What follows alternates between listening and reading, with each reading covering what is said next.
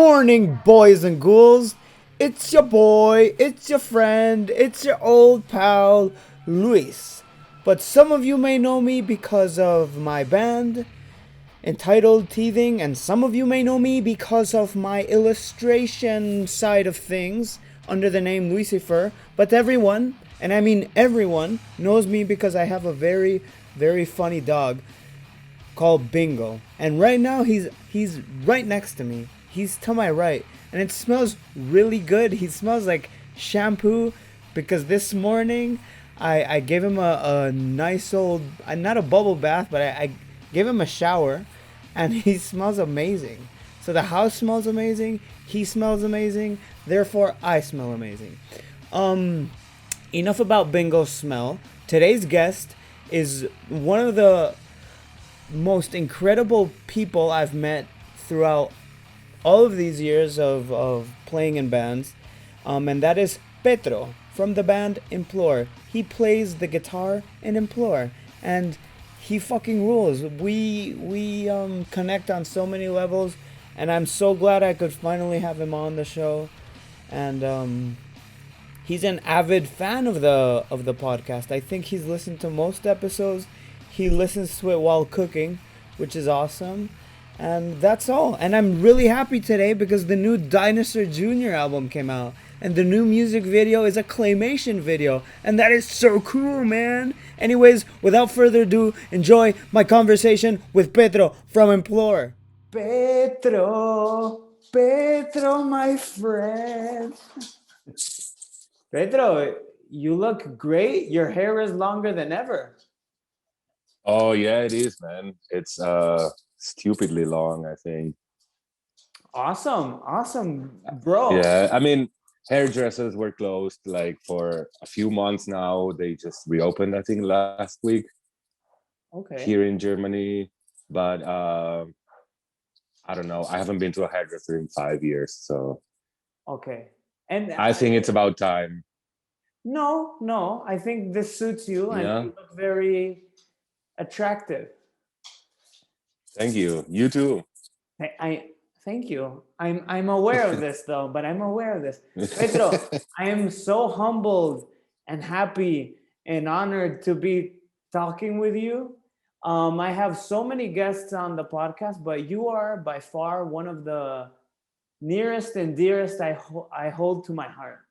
And it took me a Thanks, while to man. get you because my first guest was Gabo from Implore, and I wanted a bit to repeat a member of the same band, you know. So here we are. We made it happen. Yeah, that was until you repeated Nathan Death members. Yes, but that was an exception. Sure, and I get that. I definitely get that. Yeah. That was an exception. That was really cool because John Cook. I don't know. Do you know him personally, John Cook? No, not personally. We played once with Venomous Concept, but I don't think we actually got to personally meet each other. Okay, so I have a personal friendship with John Cook. So he this was before he was in Napalm Death and everything, and he was on the podcast. Yeah. And him and Shane from Napalm are they talk all the time. And the same day that I did the podcast with John, John must have told Shane, and Shane hit me up, and he was like, Can I be on your podcast too? So that was that was very humbling and surprising. You know, he was the second person that invites himself onto the podcast. So I had when these opportunities come, I had to take it right away. So I'm sorry. For sure, man. I'm sorry, Shane went before you. No, it's good. I actually listened to the episode. I think yesterday. I started 2 days ago. I finished it yesterday. Dude. And I thought it was a really nice, maybe one of the nicest ones you did. Dude. I have to say, you got it so well prepared. You had really nice questions. I could tell that you really worked for this interview. I did my homework. But today I double did my homework. Okay, because today's guest is the best guest. in the world, dude. And that's very nice of you, because obviously this podcast started just out of I don't know, it's something I always wanted to do, and COVID was the perfect chance, to Right. do it. To tell you the truth, what was most like annoying was just like setting everything up, like internet, like websites, Spotify's, iTunes, and all of that bullshit. Like Sure.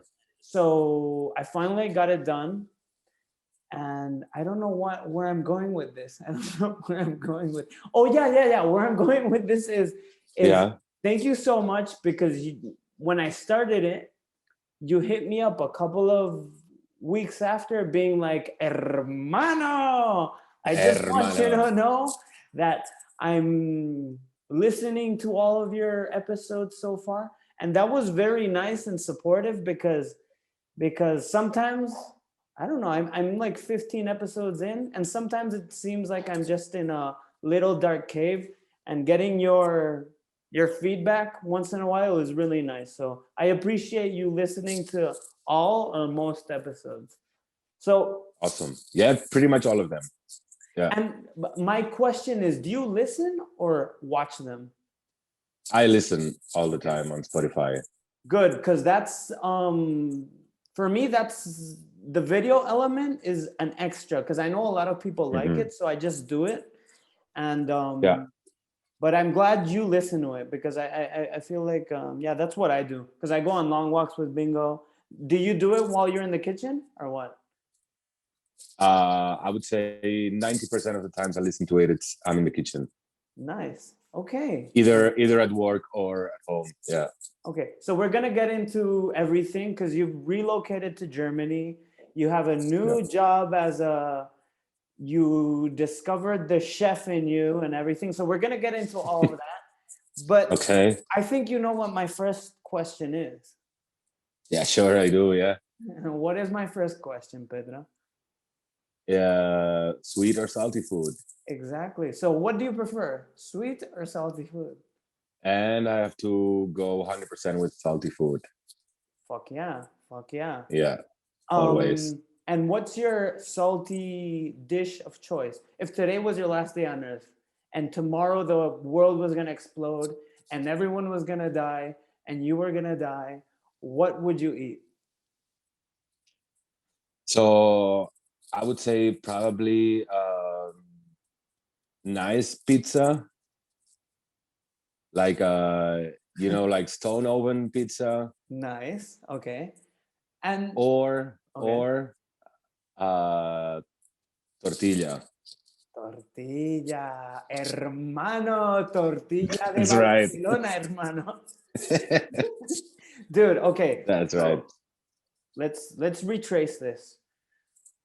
I mean, dude, I'm sure you've eaten a lot of pizzas all around the world.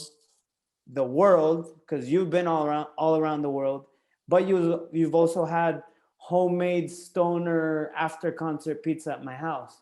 So I want Right. I want to know, where's the best pizza you've ever eaten? Because you can get that pizza, since tomorrow the world is gonna end, and I'm giving you this gift. Any pizza. Okay, I can get this. Okay, then I'm gonna go, even if it sounds very cliche, Uh-huh. but I think the best pizza I ever had was in Naples, in Napoli, Okay, okay. in Italy. What spot? Do you remember? I think it's called something with Michele, Pizza da Michele or something like this. Wow. Okay. Was It was many years ago, so I just the only thing I remember is like the absolute joy that I had while eating it. and this must have been on tour, right? I know this was actually, like I said, many years ago, so I was maybe 16 or something like this, and I was there on holidays with my parents. Oh, nice. So who did the research, you or your parents? Oh, my dad, definitely.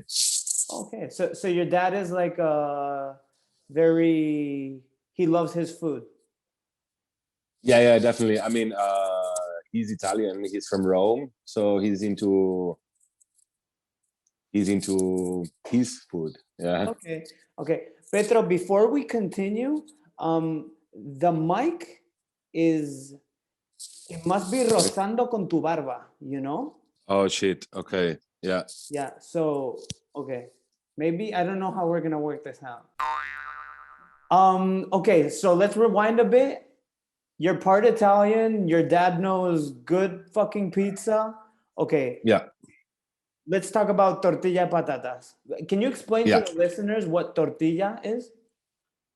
Yeah. Sure. Yeah. It's a typical Spanish dish that is basically it's like a potato omelette. I describe it. It's potato, and it depends. Like you can do like with onions or without. There's also people who likes it without. I always do it with onions. Right? Because that's I always it just makes sense to me. Like it has to be with onions. I don't want to be. I mean, the original recipe I think is onions. So yeah. So if I truly recommend any of the listeners who haven't tried this, you must get it with onion. For me, onions is a basic ingredient for it. Yeah. Okay, and instead of asking you where to pick up the best tortilla patatas, I want to know, who do you know has made the best tortilla patatas ever? Uh, yeah, it might not be the best. It's obviously a personal thing, but I would probably go for my mom's tortilla Fuck yeah, dude. because I've been eating it my whole life, so it's just for me it's the best, obviously. Okay, dude. Well, yeah, of course, because for me, that totally makes sense. For me, food isn't just about the taste; it's about the experience, the story. If Right. and your mom's tortilla patatas objectively might not be the best one, but it comes For from sure not, yeah. it comes from home. It comes from a warm place in your heart. So, for example, the best restaurants I've been to in my life were not because of the food, were because of the experience with the waiter or the waitress, or so I like your answer. Your answer is very, one of them is indirectly has to do, they both have to do with your parents. So Yeah. props. Digital high Nice. five, Petro, to that. Okay, we're gonna do the lightning round. Okay, this is a new thing, and I think you already heard it. The lightning round, which is food. I'm gonna ask you option A or option B, and we have to go Okay. quick. Okay. Okay. All right. So, Petro, do you prefer breakfast or dinner? Breakfast. Okay. Do you prefer ice cream or hot chocolate? Ice cream. Do you prefer Chips Ahoy or Oreos? Oreos. Okay. Do you have a favorite kind of Oreo? The one which is covered in white chocolate. Oh, nice. Okay. Nasty. In the teething van, like Oreos is David and Alvaro's thing, 100%. But they will make fun of you if you don't buy I don't know what it's called, the double chunk, the one that has like double filling. Okay. Okay, so that's a must. If you're ever in the teething van, do not enter with normal Oreos. You will get bullied. Even with the one covered in white chocolate. No, maybe I think you can get away with that one. Okay. Ramen or sushi? Sushi. Okay. Taco or burrito? Burrito. Yeah. German food or Spanish food? Obviously Spanish food. Indian food or Filipino food? The thing is, I don't know too much about Filipino food, even though being there a couple of times. So I've definitely eaten a lot more Indian food. I'll go with Indian food. Okay. American food or Japanese food? Japanese food. Okay. Pizza or hamburger? Pizza. Nocilla or Nutella? Nutella. Okay, and the last one, beer or weed? Beer or weed? Yeah. Whoa, man, this is mean. I would say beer because it's legal, Oh wow! so I can just have it anytime. I'm very surprised at your answer. Because just Yeah, because of pure math, just because I've seen you with more joints than beers throughout my definitely. Yeah, lifetime. Okay. Okay. yeah, but I have to say, since I have slowed down quite a bit for the last couple of years. Okay. Okay. Okay. Yeah. I have a very funny weed story with you. Can I share it? I know it's a bit early. But Is it embarrassing for me? no. I think you All might be right, proud of this. then go ahead. Okay. So the second time Teething and Implore ever played together was at Mogambo. Right. Yeah. This was the second time. And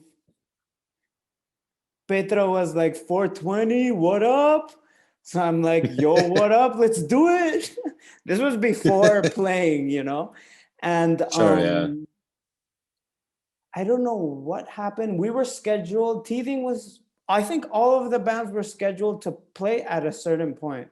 So you were like, 420, what up? So I was like, okay, I have a good 2-3 hours before Teething plays. So I think I can get pretty high. So by the time I play, I'm back to normal.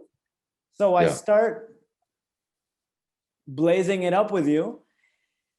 And then the guy putting on the show was like, sorry, we have to play immediately. Teething has to play immediately. And I'm like, what? And so this is the only time I've ever played like super high. Like I have a bit buzzed or I've smoked a bit on stage or something.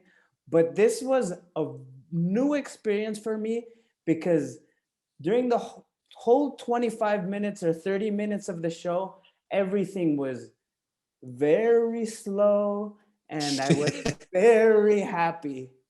So I must thank you for this experience. Do you recall this day or? Yeah. I remember that. I remember you going off stage and you went straight to me and were like, "Hey, man, I don't know what happened. I was way too high. Everything was way too slow." Fuck yeah, dude. Okay, so that was a new one. That was the first and only time. I enjoyed it. It's a story to tell. So Yeah, you know what? I want to tell you something because since you talk about this, I did a lot of shows, like getting high like half an hour before the set, okay, please or something like this. I went a few times on stage like really stoned. So and I think I made it to like be able to properly perform even being really high, you know, and actually enjoying it. nice. But since a while, you know, I started playing like without smoking anything at all, you know, and I have to say I discovered how nice it was, and in the end I was able to enjoy it a lot more. I was able to, in my opinion, play better, or at least be more focused on my playing and not just the experience of going crazy on a stage, you know what I mean? Like more like the technical playing. And then after the show, I yeah, I was just happier with the show because I could tell that I played good, I didn't fuck up, you know, and I had fun. Okay, so this is just a win-win situation. You play better, you're having a better time. Yeah, It's a bit more technical, which seems like what you're wanting to do. So it's all thumbs up. Okay. yeah, exactly. Yeah. Nice. Okay, so Pedro, let's talk a bit about it's a bit cliche, but I think it's important and necessary. Let's talk a bit about the pandemic, about COVID. Okay. I want to know because we're a year in now, and I want to know the whole process has been for you, because you've it's been a big change for you, because you're in Implore. You guys are road dogs. You're living in Germany now, which is also new for you. Please just take me through your last year, how it's been. Yeah, so basically, I always say, you know, when anyone asks me, I'm like, yeah, I'm doing good, you know, could be better, could be worse, you know. It's there's always some things that I really miss, some other stuff that it's also kind of okay, and I can go with it, you know. But so when the pandemic started, I was at the moment living in my girl's former flat, Mm-hmm. which was a very small flat, and it was just temporary, but the first months were pretty hard, Okay. just because of you know, like being locked in a 40 square meters Okay. flat, and kind of going on each other's nerves a little bit, but we made it through. In the middle of the pandemic, we moved in together to a new flat where I am right now, my first flat in something like 5 years.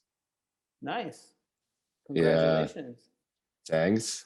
And yeah, shortly after this, I found this cooking job, and I really liked it. I really enjoyed the first months. Then the second lockdown came, and that actually at the beginning I was like, yeah, it's okay, it's gonna be like the first one, but at least now we know what's up, you know. Mm-hmm. But no, it wasn't that easy. I think it was even harder, Okay. Why? because it was, I think it's been like really long. Like here in Germany, we are in lockdown since November. Okay. And yeah, it's just way too long, man. I don't know. It's just, When you say lockdown, what kind of restrictions? Because every country has different restrictions. yeah, that's right. Yeah, basically, like at least for me, like, you know, like the main thing is that bars and restaurants are closed. Okay. So I am working a lot less, because we just do food to take away. Mm-hmm. Okay. So it's a lot less. So we all work a lot less. And we had here in Stuttgart, in the area, we had a curfew for a couple of months as well. We had to be at home by 8 in the evening. Okay. That was pretty hard too, you know, because yeah, you just don't do a lot of stuff that you would do otherwise. Okay. So and what's this restaurant you're working at? What's the name of the place? It's a bar. It's Okay. not really a restaurant. It's a little bar with a kitchen, and sometimes live shows as well. Okay. Okay.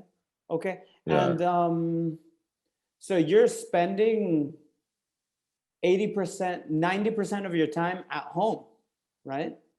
that's right. Yeah, Okay. And but at least it seems like you got a bigger place. From what I can see, this place looks very homey. It looks bigger. it's extremely cozy. Yeah, Okay, that's important. And yeah.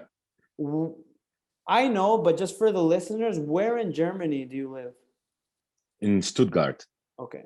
Okay. Okay. Stuttgart is in the south of Germany. It's uh, 2 hours, something like 2 hours away from Munich, and a little bit more than 2 hours away from Frankfurt. Okay. Okay. So kind of like in the middle there. What does your girlfriend do for a job? She's a journalist. Okay, so she works from home. Yeah, Okay. Okay. Okay, dude. Yeah, I think it's, and I can agree with you. I think this second lockdown has been harder. I'm not sure why, but I think I can just tell on my. I don't know. I'm just. I'm a lot more. How you can say in Spanish, a lot more gilipollas. You know, like I'm very hard yeah, to be around. Yeah, yeah. Look. I as I told you before, I rented out an office. It's a 10-minute walk from All home. right. But I think it's important to have that like space, you know. So I come here from 9 to 6, Monday to Friday, sometimes even on the weekends just to work on teething shit or whatever. All So right. this has been nice, you know, a bit to get some headspace. So yeah, Yeah, man. And but bingo's always with me, you know. So that's nice. yeah, dude.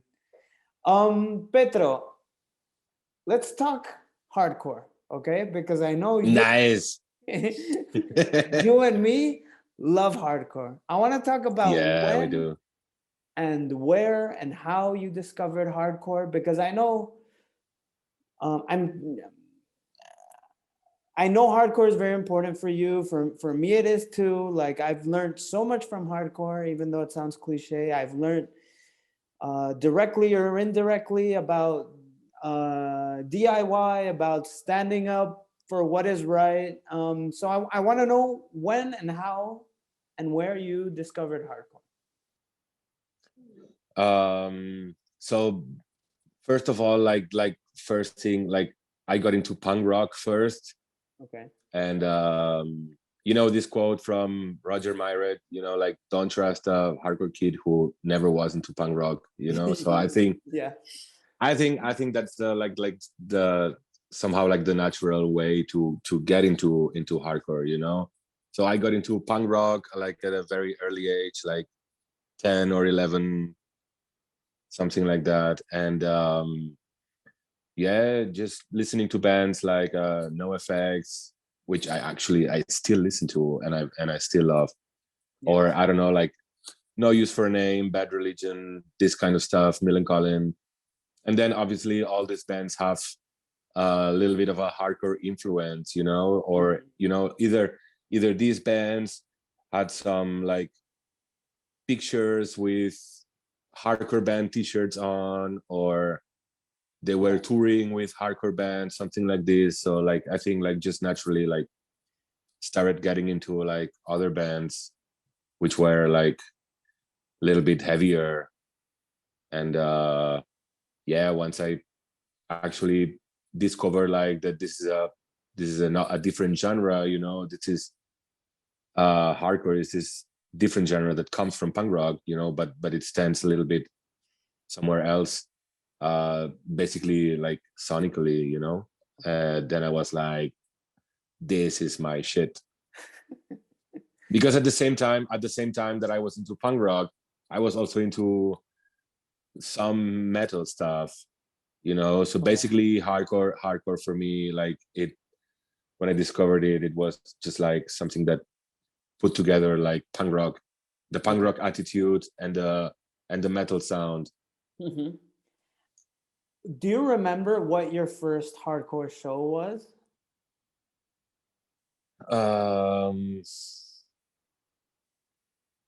and I'm not sure if I remember now. I remember my first punk rock show was a No Use for a Name show Nice. at Sala Apollo in Barcelona. Okay. And I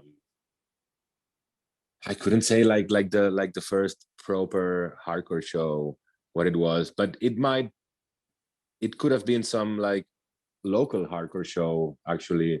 Okay. I don't know if you ever made it to play there or ever heard of it, but there was a place in Barcelona called Mas Guinardó. No, I'm not aware of this place. Okay, this closed like many years ago, but they were doing there was a lot of shows happening there. Okay. And I probably it might have been there. And there was also I remember there was this festival, this small festival called Punk or Latex. Yeah, of course. Yeah. Yeah, you know Yeah, him. yeah, yeah, Yeah, yeah. I'm aware. I'm aware. for I've never sure. been, Yeah, but a lot of my friends used to travel there and stuff. You know. yeah. I don't know. I think I'm talking like 2005 or 2006, maybe something like this. Yeah, and I remember there, like I saw a couple of hardcore bands as well, and yeah. Because you know, for me, I think the first time a lot of people go to a hardcore show, it's very eye-opening for example, late into my 20s, my friend Miriam Che, which she liked all kinds of music, so we used to work together, and I would always be like, I'm gonna go see Godflesh tonight, you want to check it out? She's very open-minded and like likes all kinds of music. She's like, yeah, sure. I would take her to like all of these different kinds of shows, all of these different kinds of bands. And then I took her, she was already in her late 20s, I took her to see Los Crudos in Madrid. All right. And she was like, after the show, she was like, oh my God, what was that? I'm like, oh, really? What was different? And she was like, well, there was like no band and no stage. Like there was the crowd and the band were all the same thing. Like the singer would share his microphone, people would get on stage and jump all over everybody, so that for her was like a game changer. So I feel that whole attitude is a big thing of what attracted me. Like, what? There's no barriers. There's no security guards. We can do anything we want, but no one's an asshole. There's always respect. Like, just because you can do whatever you want doesn't mean like people are gonna steal. Not at all. The complete opposite. So yeah. Yeah, that's my hardcore rant, but we're gonna talk about more hardcore bands later. So nice. Let's talk about your early bands, because I can only go back to Wilderness, but I don't know what other stuff you've been into. So like, tell me what your progression has been with like bands before Implore. Yeah, so basically, I started with my first band when I was 12. Nice. And it was we were just playing punk rock, I would say. Okay. Yeah, punk rock, and this went on for a couple of years. It was a band that I played my first shows with, and then this actually went on for a few years. I think probably until I was 18, I still played with that band. And then, really like shortly after Wilderness started, which was called Oblivion. Okay. When we started the band. And then after a few years, we changed the name. Dude, what was the name of that first band? Did it have a name? I hope it's a very ridiculous name. No, it is, so I'm not going to say. Dude, please. No, I'm not saying. You have to do it for the Subway Rap podcast. No? I'm not saying. Okay. Okay. Yeah, actually, this band, we also changed the name. I can tell you the second name. The second name was The Wolf. The Wolf? Okay. That must have been very easy to Google. The Wolf? Yeah. But I can't say the previous one.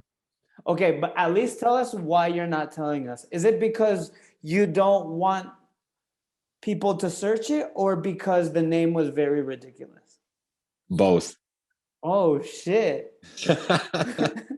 Okay. Maybe one day.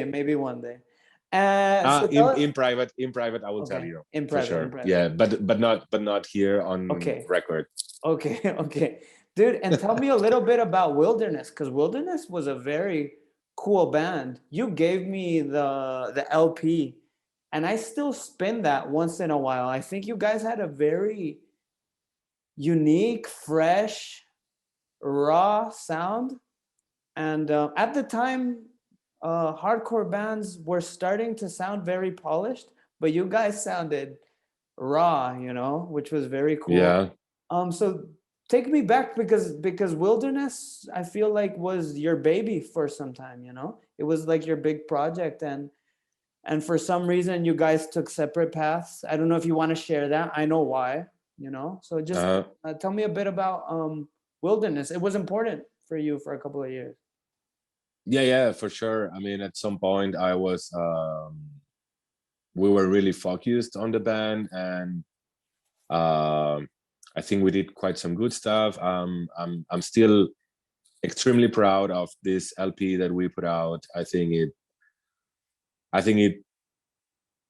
yeah, it still sounds, even if it's from 7 or 8 years ago, you know, it still sounds like it could have been released yesterday, in my opinion, you know. And I think it's a really nice mix of a lot of different influences. Mm-hmm. You know, you have like, for sure, you know, you have this basis of heavy hardcore, but you have this also some sludgy stuff, and we had a lot of clean parts as well, you know, like because we were all like big fans of Pink Floyd or bands like this, so we tried to implement some elements into that. And yeah, I think I can say it because I'm not in the band anymore. I think it was a really cool band, and I honestly believe it was a shame somehow that it ended and how it ended, because in the end was mostly personal problems in between the members. Mm-hmm. So yeah, I mean, it's okay now. Like I don't hate anyone, and like we don't hate each other or anything. I don't have contact at all with a couple of them, but I do have contact sometimes with one of them. Okay. And I have a lot of contact with another one of them who is like one of my best friends since forever. Mm-hmm. And we still are. But yeah, I wish we could have done a little bit more. I feel like if we would have gone like for more, we could have released like really nice music and probably played like really nice shows. Did you ever get to see us? I never got to see you, Okay. but like a lot of people spoke very highly of your live show. Very crazy, very energetic. That's what the impression I get from listening to the album and seeing that one music video you guys put out, that there was musically very cool, obviously, and you got from a lot of influences. But what I think was very important in that band was the attitude, which I think a lot of bands lack, and you guys had the proper attitude, which so yeah, unfortunately, no, never got to see you guys live, man. Okay. And yeah, okay, so I think what you're saying, you guys broke up. I think sometimes it comes with the territory. You guys were really young, right? So maybe stuff would have been done differently if you guys were older. I think this For happens sure. to a lot of bands and friends I know. Yeah, definitely. Yeah, and it was also you know, like we really put a lot of effort into it, and we were like extremely motivated. So it was a really like you said, like the territory, like it was really hard to make a way for ourselves, like in Spain, you know, being a genre that it's not extremely popular in Spain. So I think this band would have done like really good in places like Germany or the UK. Dude, You know, but that's so interesting. Sorry, I don't want to cut you off, but that's so no, go. interesting. You mentioned this because sometimes I hear that this comment you just said, I hear a lot. Like, oh, this band is from X place, and if they were from X other place, I'm sure they would be more popular. Um, I don't know if I believe in that statement, like sometimes, for example, I'm going to use my band as an example. Teething is from Spain. Yeah. I think sometimes it helps that we're from Spain, because sometimes people are like, oh, I've never heard of a band from Spain, and Teething is from Spain. Maybe if Teething were from Germany, it would be from the bunch, But since Teething is from Spain, it'll give people another reason to check it out. But I'm just telling you, not because I think I'm right, because I want to know what you think about this. For example, if Wilderness was from Germany, how do you think that would have helped? The thing is, I think that the music we're playing like is more popular here or in other countries, quite more than in Spain. Okay. And we could have probably like had bigger chances, I would say, to play like bigger shows, or maybe get a record deal or something like this. My point is, you know, like, this is not an excuse at all, you know. The thing is, if we would have been from Germany, we could have played all over Germany and probably all over Europe as well, let's say mainland Europe, Right. without too much effort, you know. But being from Spain, you really need to do like a extra effort to go out Okay. and play other countries, you know, like mostly financial effort, you know. Right. Okay. So, you know, this is why I say this is no excuse, because you guys are from Spain, you guys have toured everywhere in Europe and outside of Europe. I don't know, I can think of many bands from Spain that really played a lot of shows, yeah, all around Europe, and made quite a good name. I don't know, like Blowfuse played like so much in Europe. Yeah. They really played a lot. Or bands like Viva Belgrado from like Right. the south of Spain, like, I don't know. Because your point It's not an excuse. of course, but this is why I'm tackling this subject, because your point of view is so interesting. Being from Barcelona, but now living in Germany, having toured so much, your band is more or less based out of Germany. So, but you've had a band in Barcelona, so your point of view is super interesting about this. And it's super interesting. You're saying that thing about Viva Belgrado, Teething, Blowfuse, a handful of other bands that Ictus, or I don't know. Ictus, Yeah. there you go. So Yeah. for me, it's just been a like, I don't know if it's just because I'm from Spain. I'm just like, oh, people here are so stupid. People here are so lazy. People are such idiots. But for you, you think it's more of a financial thing. It just takes that. I feel like in Spain there's that whole mentality where it's like I've heard so many bands say something like, if we were offered a tour, we would so do it, instead of having that mentality where it was like, we have to book a tour, you know? Yeah. So do you associate this more with just because if you're from Netherlands or Germany, it's easier to drive all around, but do you associate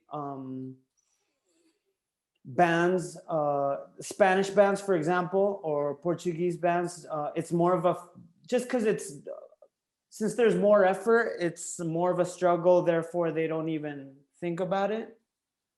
That's right. Okay. I don't know if I think it's definitely like this. And you know, like, I have to say, like, in this case with Wilderness, we were just, not all of us were committed to this financial effort, right, you know. So it, like I said, it's not an excuse. It's just, for me, it's more like an explanation. Like, I take the blame for ourselves that we just didn't do it, but we should have.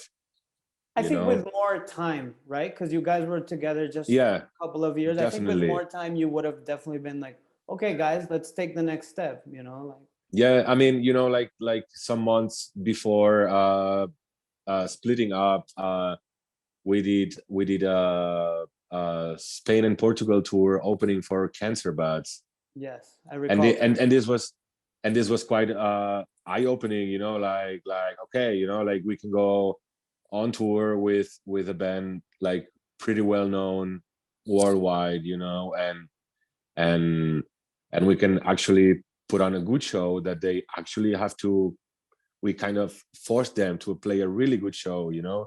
Yeah, that's fucking and if that was working in Spain or Portugal, you know, obviously it's going to work in France and Germany and in the UK, as example, you know.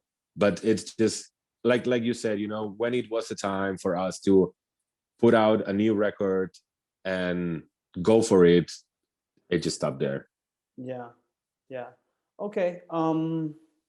Dude, can you share? You have a very funny story. I don't remember where it was, but I remember it was with Wilderness, and you were Okay. opening up for Cancer Bats, and the promoter was like, "Begin the show now," and there was zero people. Can you share Ah, that yeah. story? This was in Malaga.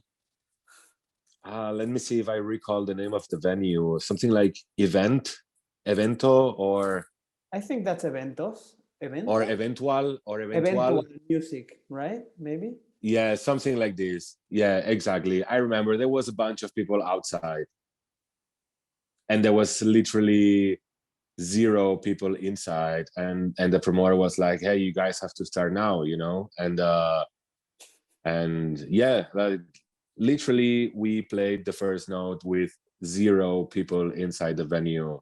I remember there was a couple of guys from Cancer Beds on the side of the stage, and some guys from This Drama as well. They were also playing those shows, but no one else. There was no one off stage.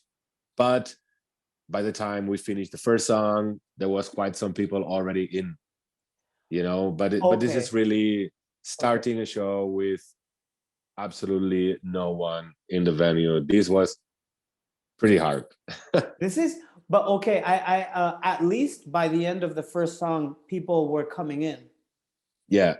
And I Okay. would say by the end of the show, maybe there were 150 people in there Okay. already. Okay. Not so Yeah. bad then. Okay. Because I thought it was different, but that's super weird. I'm guessing the promoter had a mindset where it was like, I can imagine if I had my own, let's say like discotheque, you're like, when the doors open, there has to be music sounding. So I think maybe Uh, that's where his headspace was at. Because if not, this makes no sense to me.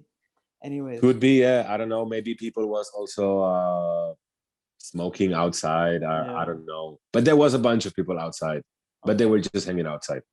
Dude, talking about Cancer Bats, um, I know you're a big fan of Every Time I Die, as am I. I am, And yeah. I've seen Every Time I Die many times in many places. And dude, I think the coolest Every Time I Die show I ever saw was with the singer of Cancer Bats fronting the band. And it hurts me to say that Oh because shit. yeah, Keith Buckley is fucking awesome. But Yeah. this was at Download Festival in Madrid. Ah, And okay. Yeah, yeah, I yeah, remember that.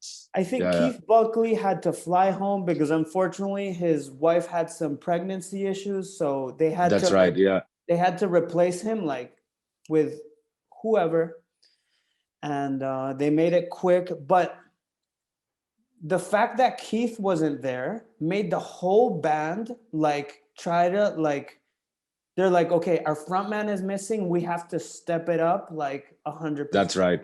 So like the just the overall vibe was like amazing with Andy and Jordan just like ranting between songs and like really pumping up the whole vibe. So amazing show. Do you have a favorite Every Time I Die show? Because I'm sure you've seen them a lot of times as well.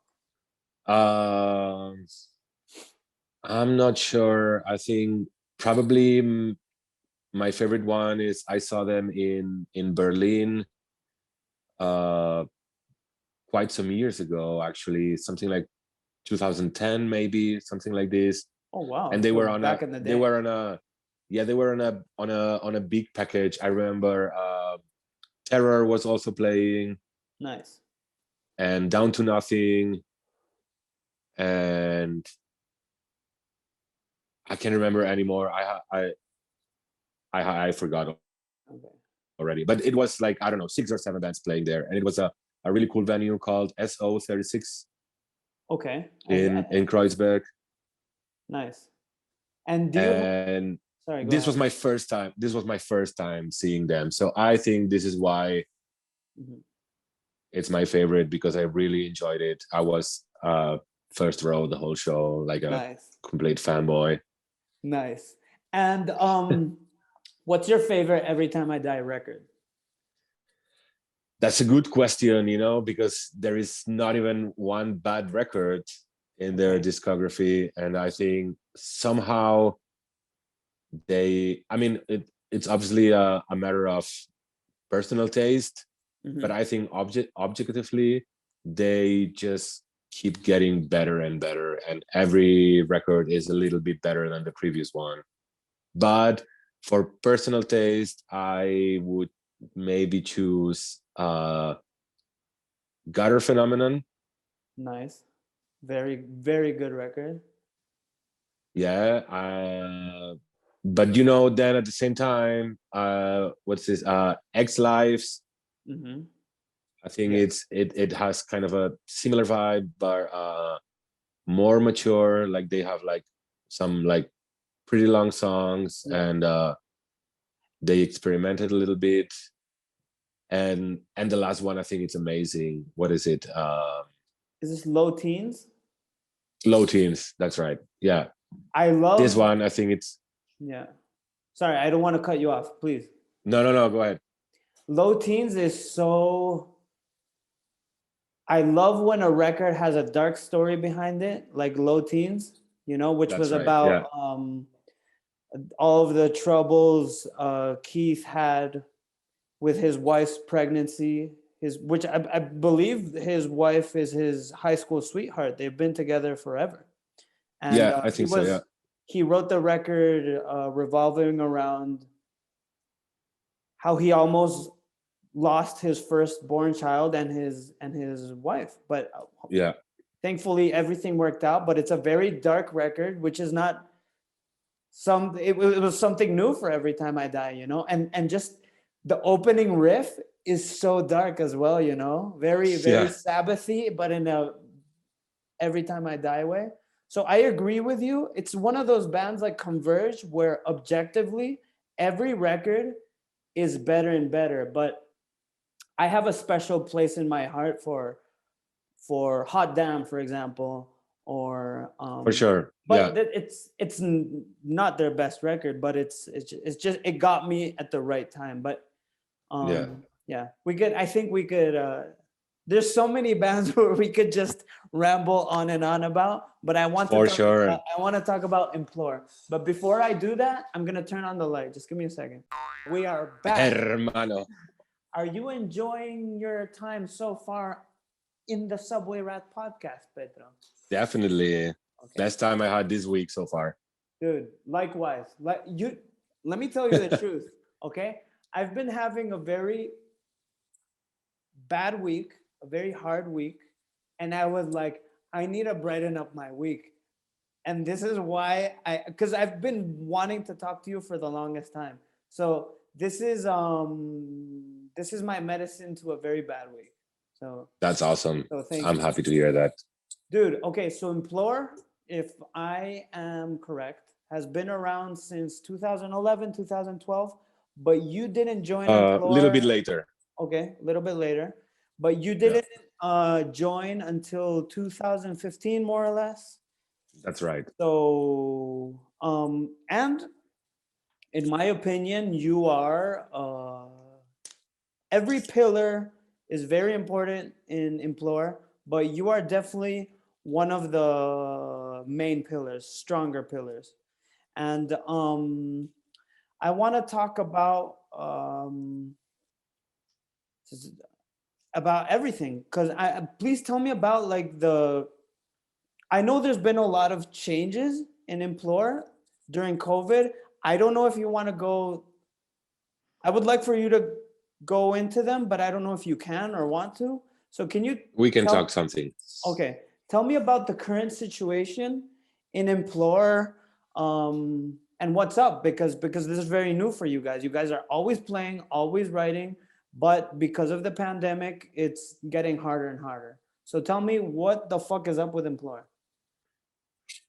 Okay, so let's start with the bad news somehow. Okay. All right, so pandemic has been like extremely bad for Implore, as anyone could imagine. This band is based on playing live, and we're not able to play live. So this is really hard. It's been, I think it was a couple of days ago was 1 year.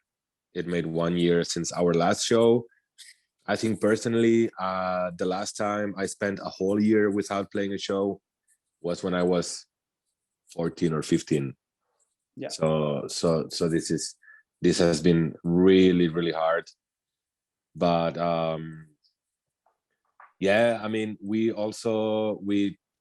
took the time to chill out a bit. You know, it has been like nearly 5 years of touring a lot, spending a lot of time with the band, something like 400 shows in this last 5-6 years. Wow. In many places, you know, also outside of Europe, and you know how exhausting it is to tour outside of Europe, you know. And yeah, so at first it was like, okay, let's chill, let's plan new music, let's plan net stuff that we're gonna do, you know. But then like time kept going and going, and nothing was happening. There was no light at the end of the tunnel. So the situation got really frustrating for all of us, you know. But yeah, basically it ended up with Carol, our now former bass player, leaving the band. Mm-hmm. And yeah, everything was started with also finishing our partnership with Century Media Records. Okay. These two, you're kind of like half smiling or grinning, or I don't know what you're doing.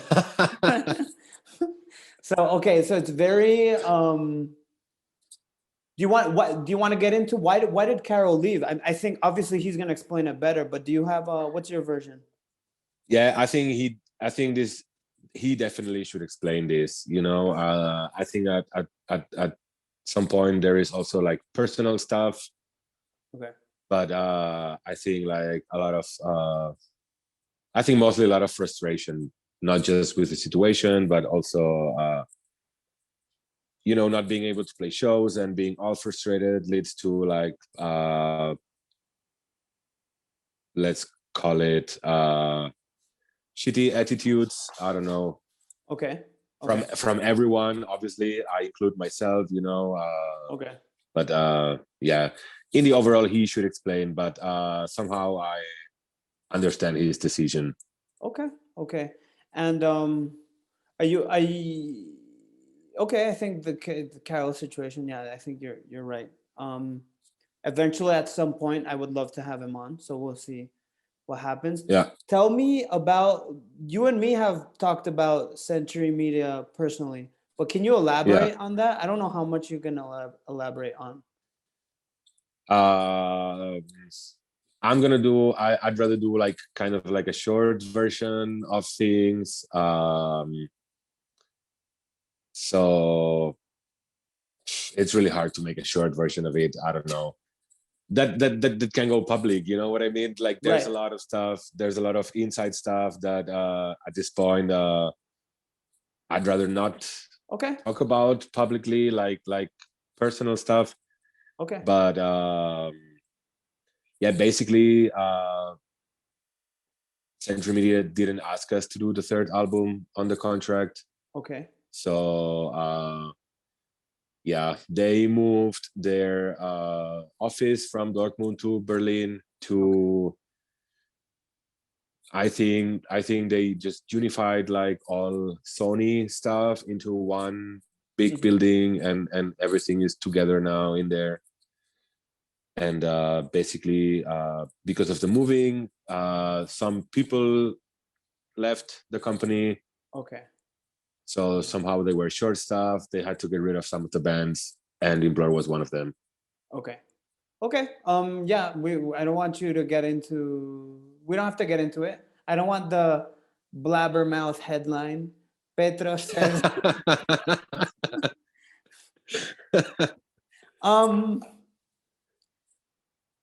Okay, so you guys, I know I said we weren't gonna get into it, but you were, because you guys had a contract for a certain amount of albums, right? Yeah, And how many was that? it was 4 records, Okay, and you did 2, right? and we did 2. Yeah. Okay. Um, okay. Without getting into it, like, what's the next, what's the, okay, don't answer this if you don't want to, but what would you have done differently? Probably not signing with them. Okay, interesting. Okay. Yeah. And what kind of, now knowing what you know, like what kind of label would you want to put out the next Implore record? A smaller one, definitely. Okay. A smaller, like what kind of level? Like I know you guys are, yeah, what give me a couple of examples of like It's hard for me now to give you an example because we actually kind of have a new one already, so it would be weird like to give that one as an example, or makes sense. Okay, that's good though. That's good. So you guys aren't like, you guys it seems like it's working out with another label then. Okay, so it's working out. I think this is where it comes, this green that you saw on my face, because because I'm really happy, I'm really excited to start this new chapter with the different label. I think a lot of good stuff will come out of this cooperation.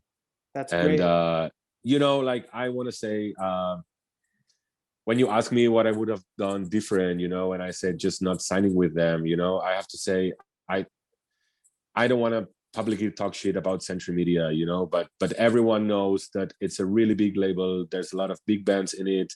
It's a label that belongs to Sony Music, and basically, what anyone could have thought of Implore being on Century Media, it's just like a very small fish in a way too big tank. You know what I mean? So. Okay. It's just it's not me saying like, yeah, Century Media is a shitty record label. I'm not saying that, but I'm just saying it definitely was not the right one for us. Right. But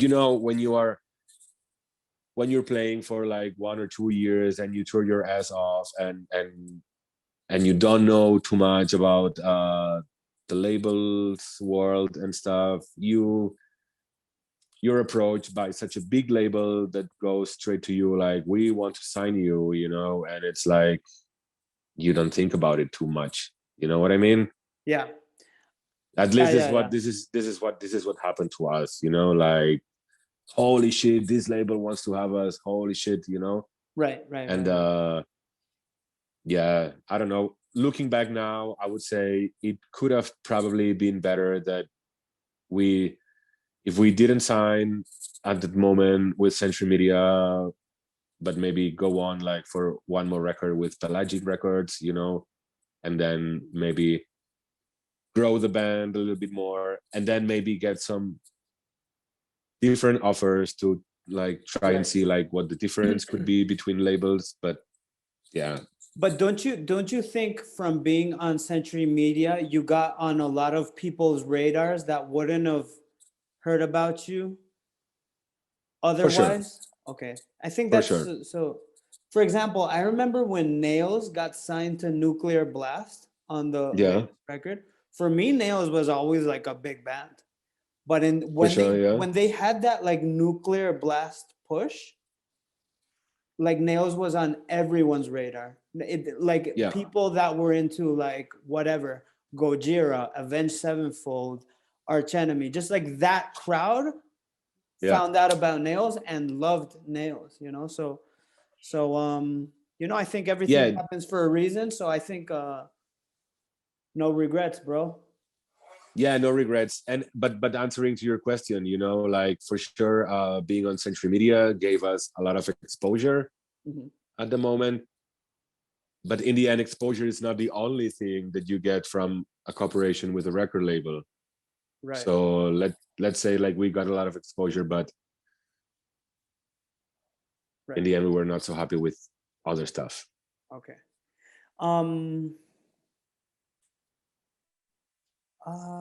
Okay. Interesting. I have so many questions, but I just don't want to keep on going down the Century Media thing, you know. Oh, Hey, I would love, you know, like I said, I don't want to talk shit exactly publicly about the label, you know, but I also want to tell the truth. You know what I mean? Of So course. like on a personal level, I would love to like have a phone call with you anytime, you know, and I would really like to tell people like exactly what happened. Okay. And details and stuff. Great. I'm going to tell you a story from a band we both know. I'm not going to mention the band or the label, but like they're very frustrated because the deal they have, I'm not sure what kind of deal it is. I don't know if it's it's one of these, what they call 360 deals, where they can't even sell merchandise on their own. It has to be through the label, you know? The only reason they can sell merchandise is if it has like tour dates on the back. Something weird. Like there's a loophole. And for example, this band, Napalm Death offered them like, we should do a split. So the band asked the label, the band needs to ask the label for permission for everything. And the band said no. Yeah. Because they're on bad terms with Napalm Death. So imagine getting rejected, like imagine not having the chance to do with Napalm Death, you know. Hey, you know what? I already know which band and which label you're talking about. Yeah, exactly. I do. Yeah. So it's just interesting. So okay, enough label talk. I want to talk about what does the future hold for Implore? Like, first of all, Carol, since Carol is not in the band anymore, do you guys have a replacement already or no? Not yet. Okay. That being said, what's in the future for Implore? Because the concert wise, it's not looking great. So I know you guys have a couple of stuff booked. So what apart from live, what do you have? Like, what do you have boiling up? Well, we're basically writing a new record. I would say for the last record, Carol and I were mostly writing music. Right now, it's mostly me, but also Marcus and Gabo are helping out with a lot of ideas and stuff. But we're not really able to meet, right? Because of restrictions and stuff. So basically, we are working on our own from home. Like just everyone is doing their stuff. I think we're writing like pretty cool stuff.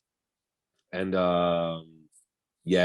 the plan for us would be to record the next record sometime between summer and fall. Okay. And put it out around spring next year. Okay. So the goal is putting out a new record. That's the main focus. That's the main focus. With a new record label, yeah. With a new, okay. It was I just don't know if you guys had, because anything else boiling up. Like I know bands maybe putting out documentaries, live streams, or cool merchandise. Which, by the way, we need to talk about. Sorry, the whole. That's right. Sorry. Yeah, sorry. Because Petro approached me to design a new shirt, and it totally left my radar. I just remembered right now. I'm so sorry. Okay. It's all good because there is no rush. Okay, good. Okay, but we're not really planning any of this stuff. You know, we talked about it at the beginning. We decided that we're not gonna do any live stream shows. Mm-hmm. Because it makes no sense for a band like us. We're not gonna do shows with like safety measures and stuff, like people sitting or stuff like this. We're not gonna do that because that doesn't make sense for a band like Implore. You know, like we definitely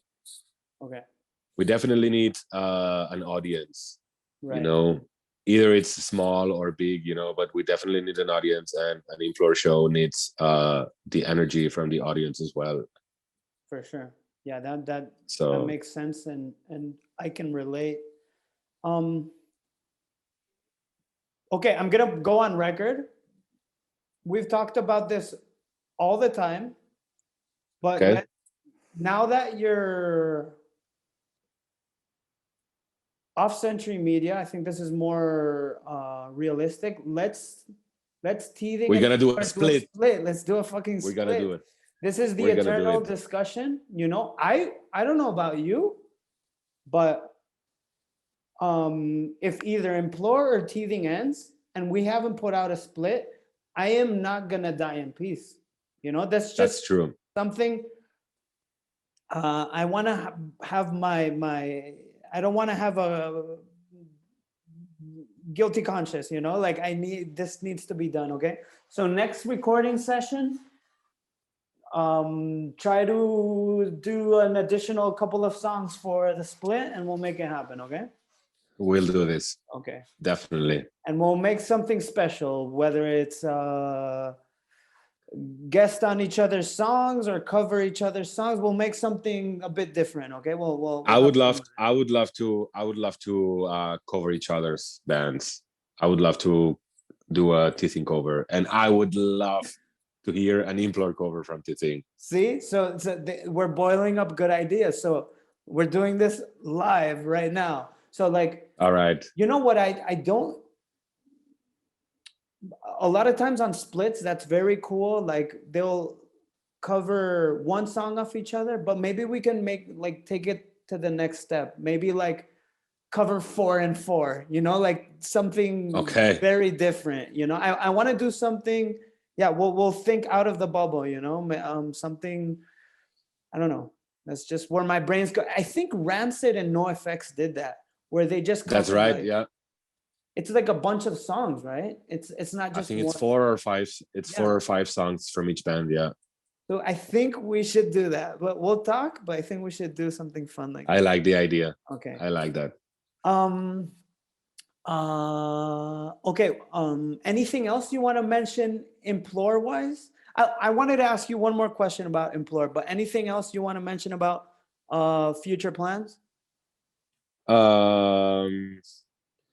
Well, we have a tour booked for February next year with our friends in Downfall of Gaia that was canceled because of the pandemic. And yeah, it's also exciting. We're working with a new booking agency.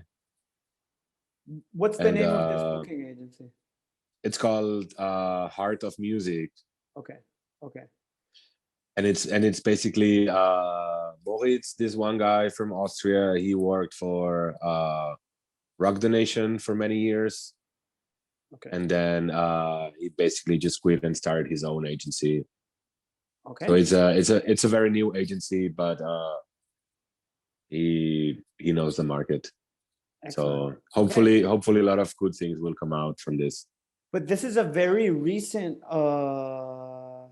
signing you did, right? Because you had a different booking agency like a year ago. This was like a couple of months ago. Yeah. Okay, cool. Excellent. Well, hopefully there's light at the end of the tunnel, and the whole Downfall of Gaia tour can happen, and you guys can get booked with these shows, because that Downfall of Gaia tour looks great. Great venues, great band, It does, yeah. So fingers crossed, my friend. I want to ask you about your proudest Implore moments, stuff that you're like, yes. Because I love when people ask me this question, just because I like to show off. So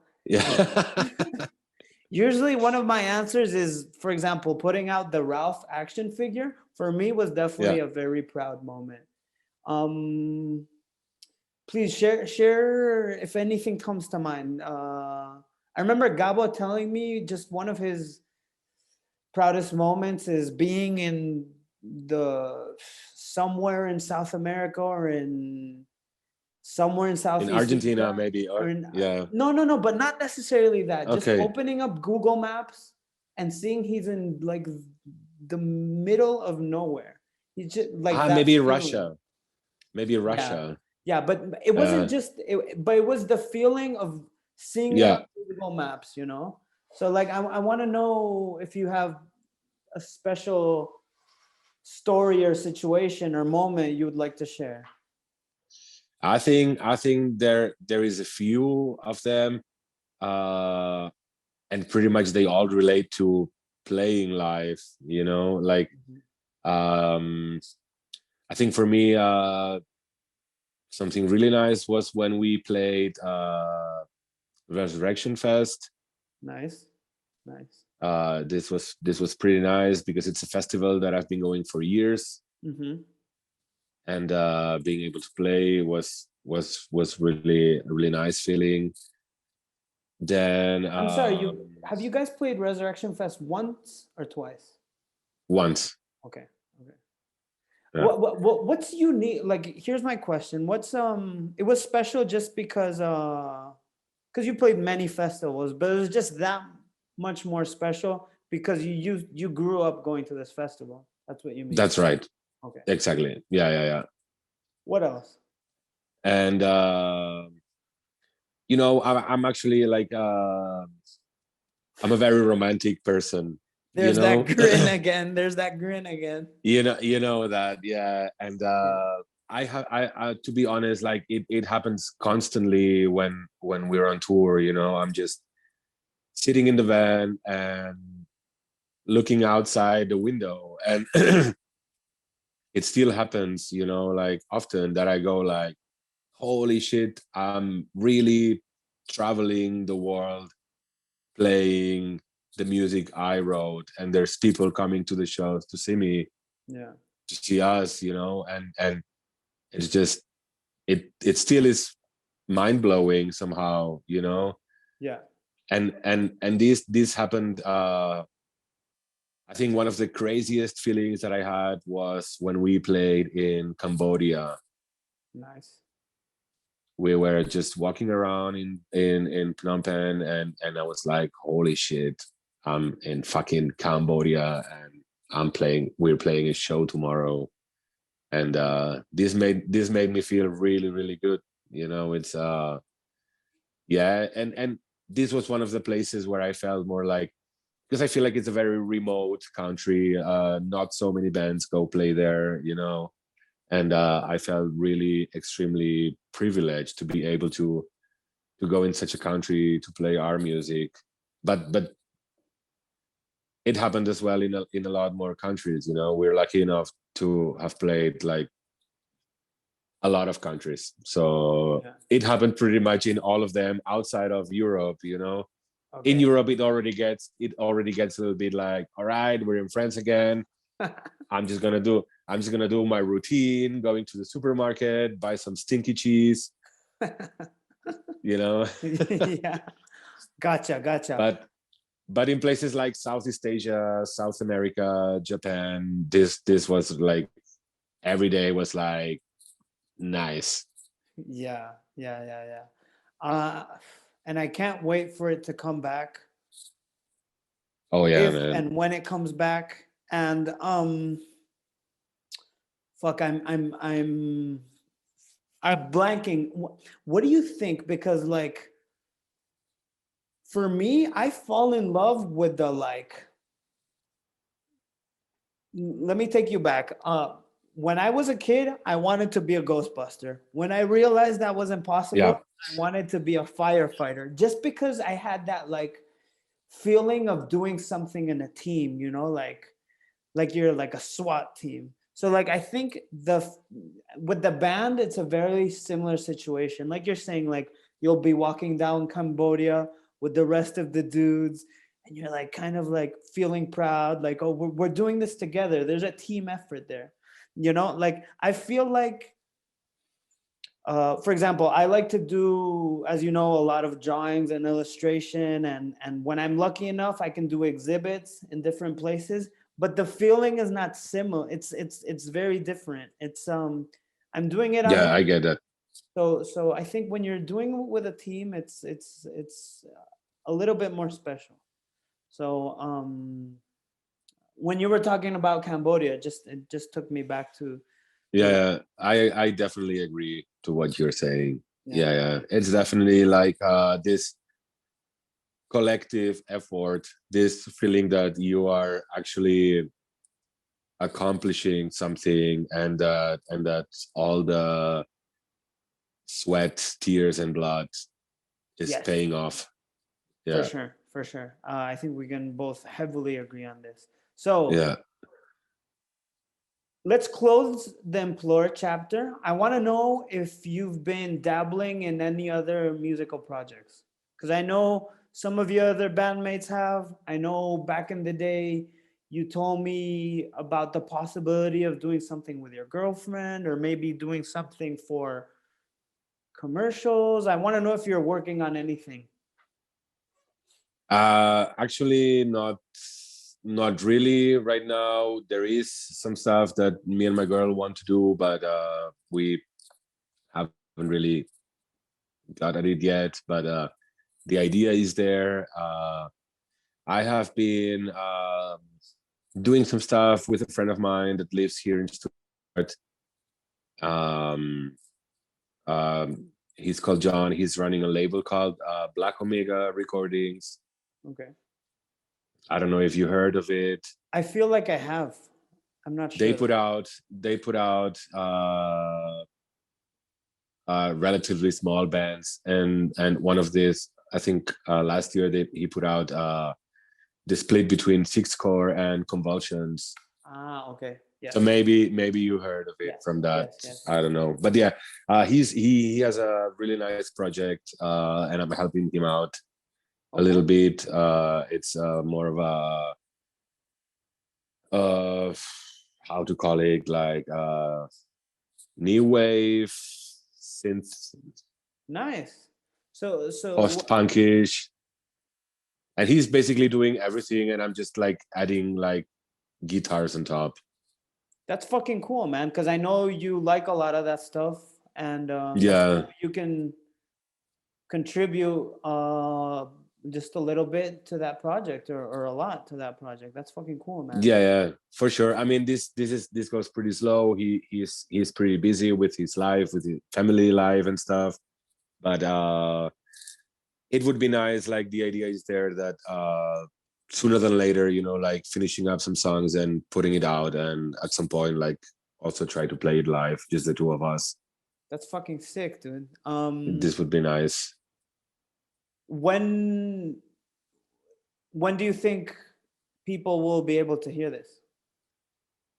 I don't think this year. Okay. Maybe late, maybe by the end of the year, maybe next year. Okay, But so yeah, taking it easy. Does this project taking have a it name? super easy. Yeah, but I'm not sure if it's 100% the definitive name. Like I said, it's basically his project, and I'm just helping out, and like, yeah, it's his project. Okay. But I'm really happy to help him out, and I think it's quite exciting. It's actually really nice since I'm doing this with him. I started like playing again with standard tuning. Okay. And like thin strings, and playing with like clean sounds. Okay. And yeah, that's cool, because I realized I'm not as good as I thought I was. You know what I mean? Without the distortion. When you play, yeah. exactly. But it's cool, because it's a way also to like somehow force me to improve myself, like to get better at the guitar. That's great, dude. This is definitely something I think you can I think you need a bloom in this aspect, I when I talk to you, I see you have this other musical side to you. So I love that you're dabbling in some post-punk and stuff like that. Dude, before we were talking, literally like a couple of minutes before we were talking, I was checking out this band called Slab.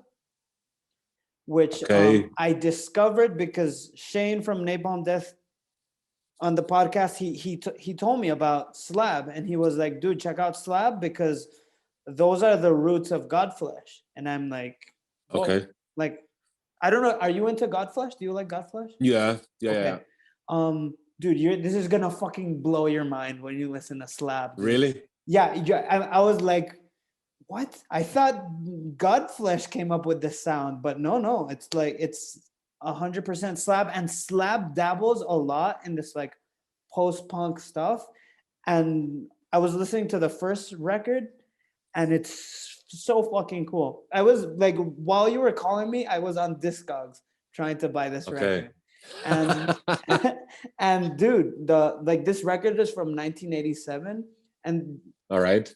And there's only one pressing of the record, which is the pressing from back in the day. Right. And so I thought this was going to be super expensive, but you can get copies of this record easily for 5, 6, 8 euros. And oh, really? yeah, okay. man. And I can't even imagine how amazing it must be to live in Germany. The shipping must be so nice, you know, or not. It is nice. Yeah, it is quite okay. Yeah. I mean, you know, like I buy a lot of stuff from like German distributors. Like I buy quite often from Evil Greed. Yes.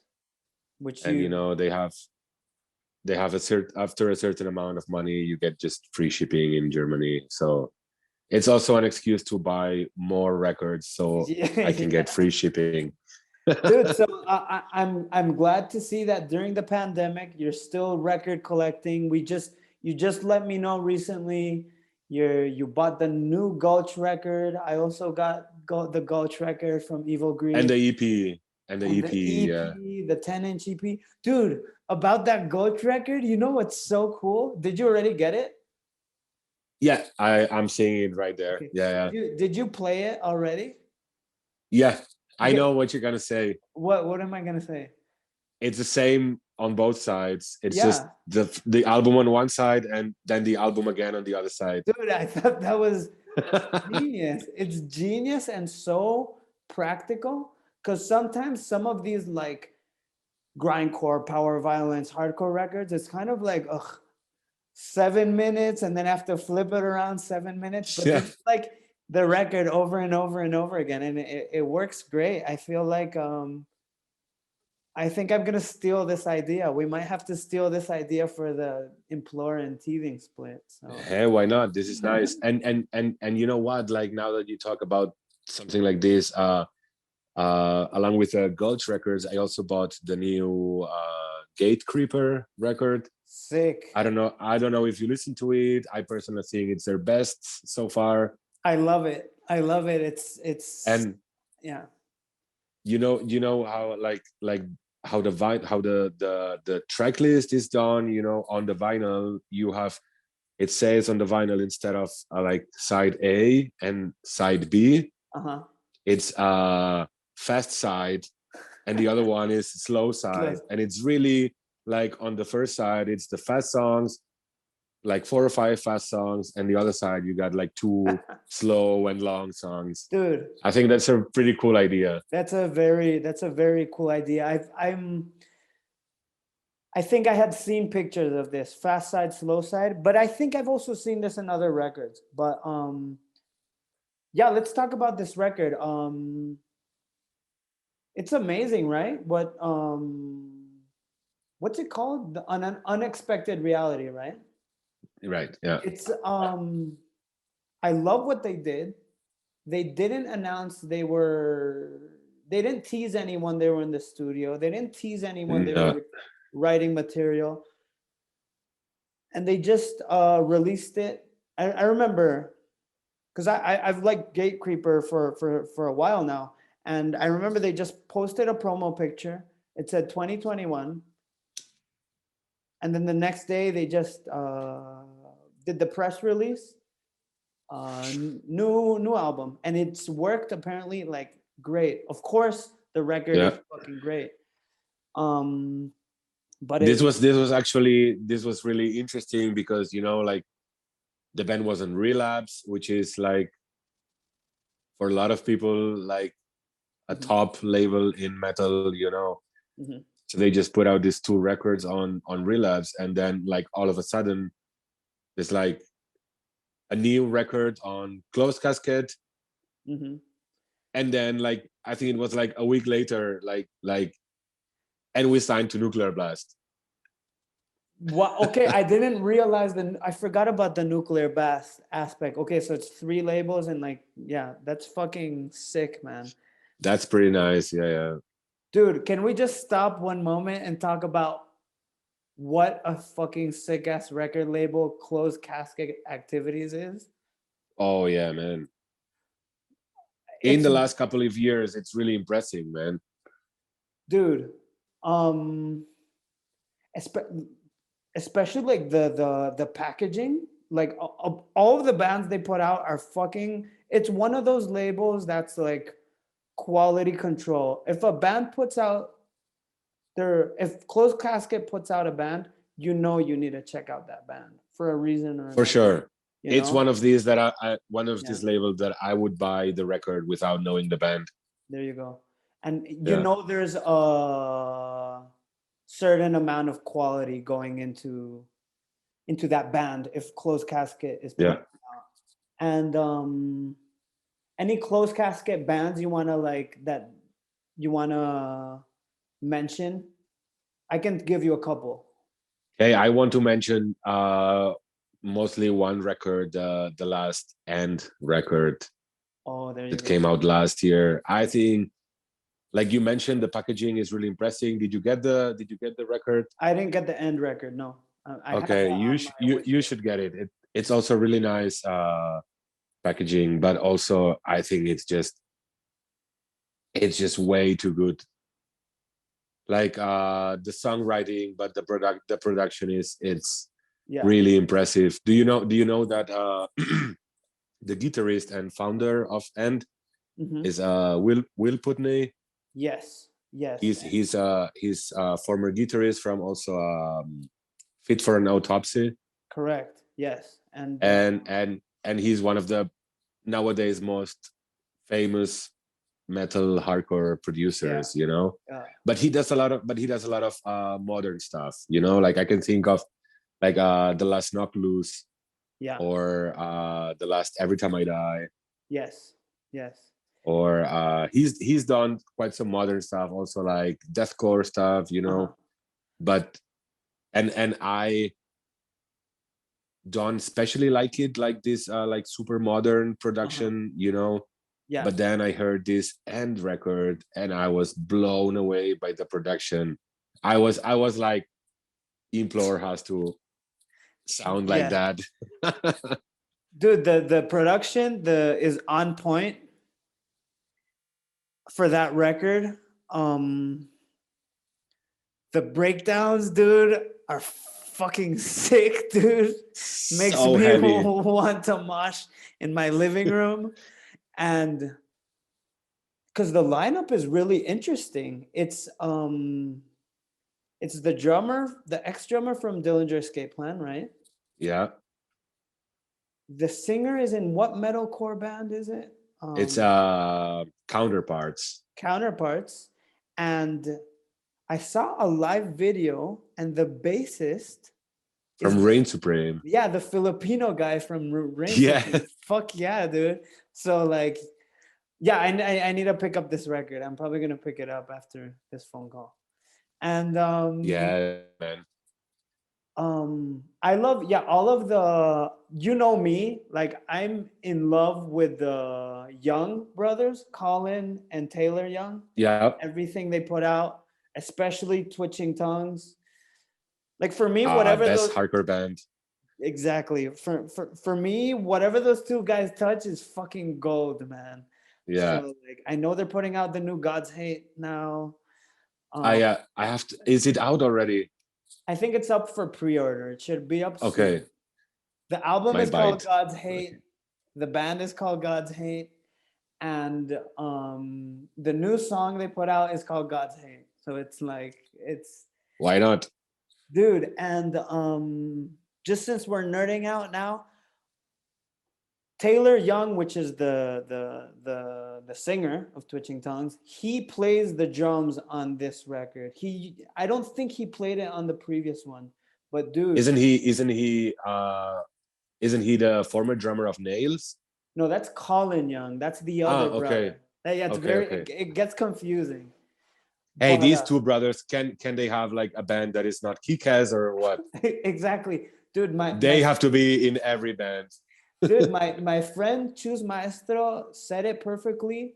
These two guys are like the new Kurt Ballou and new Jacob Bannon, man. In my book, these fucking guys, man. Like, but they're not. They're still a bit under the radar. But check out fucking Taylor Young drums, man.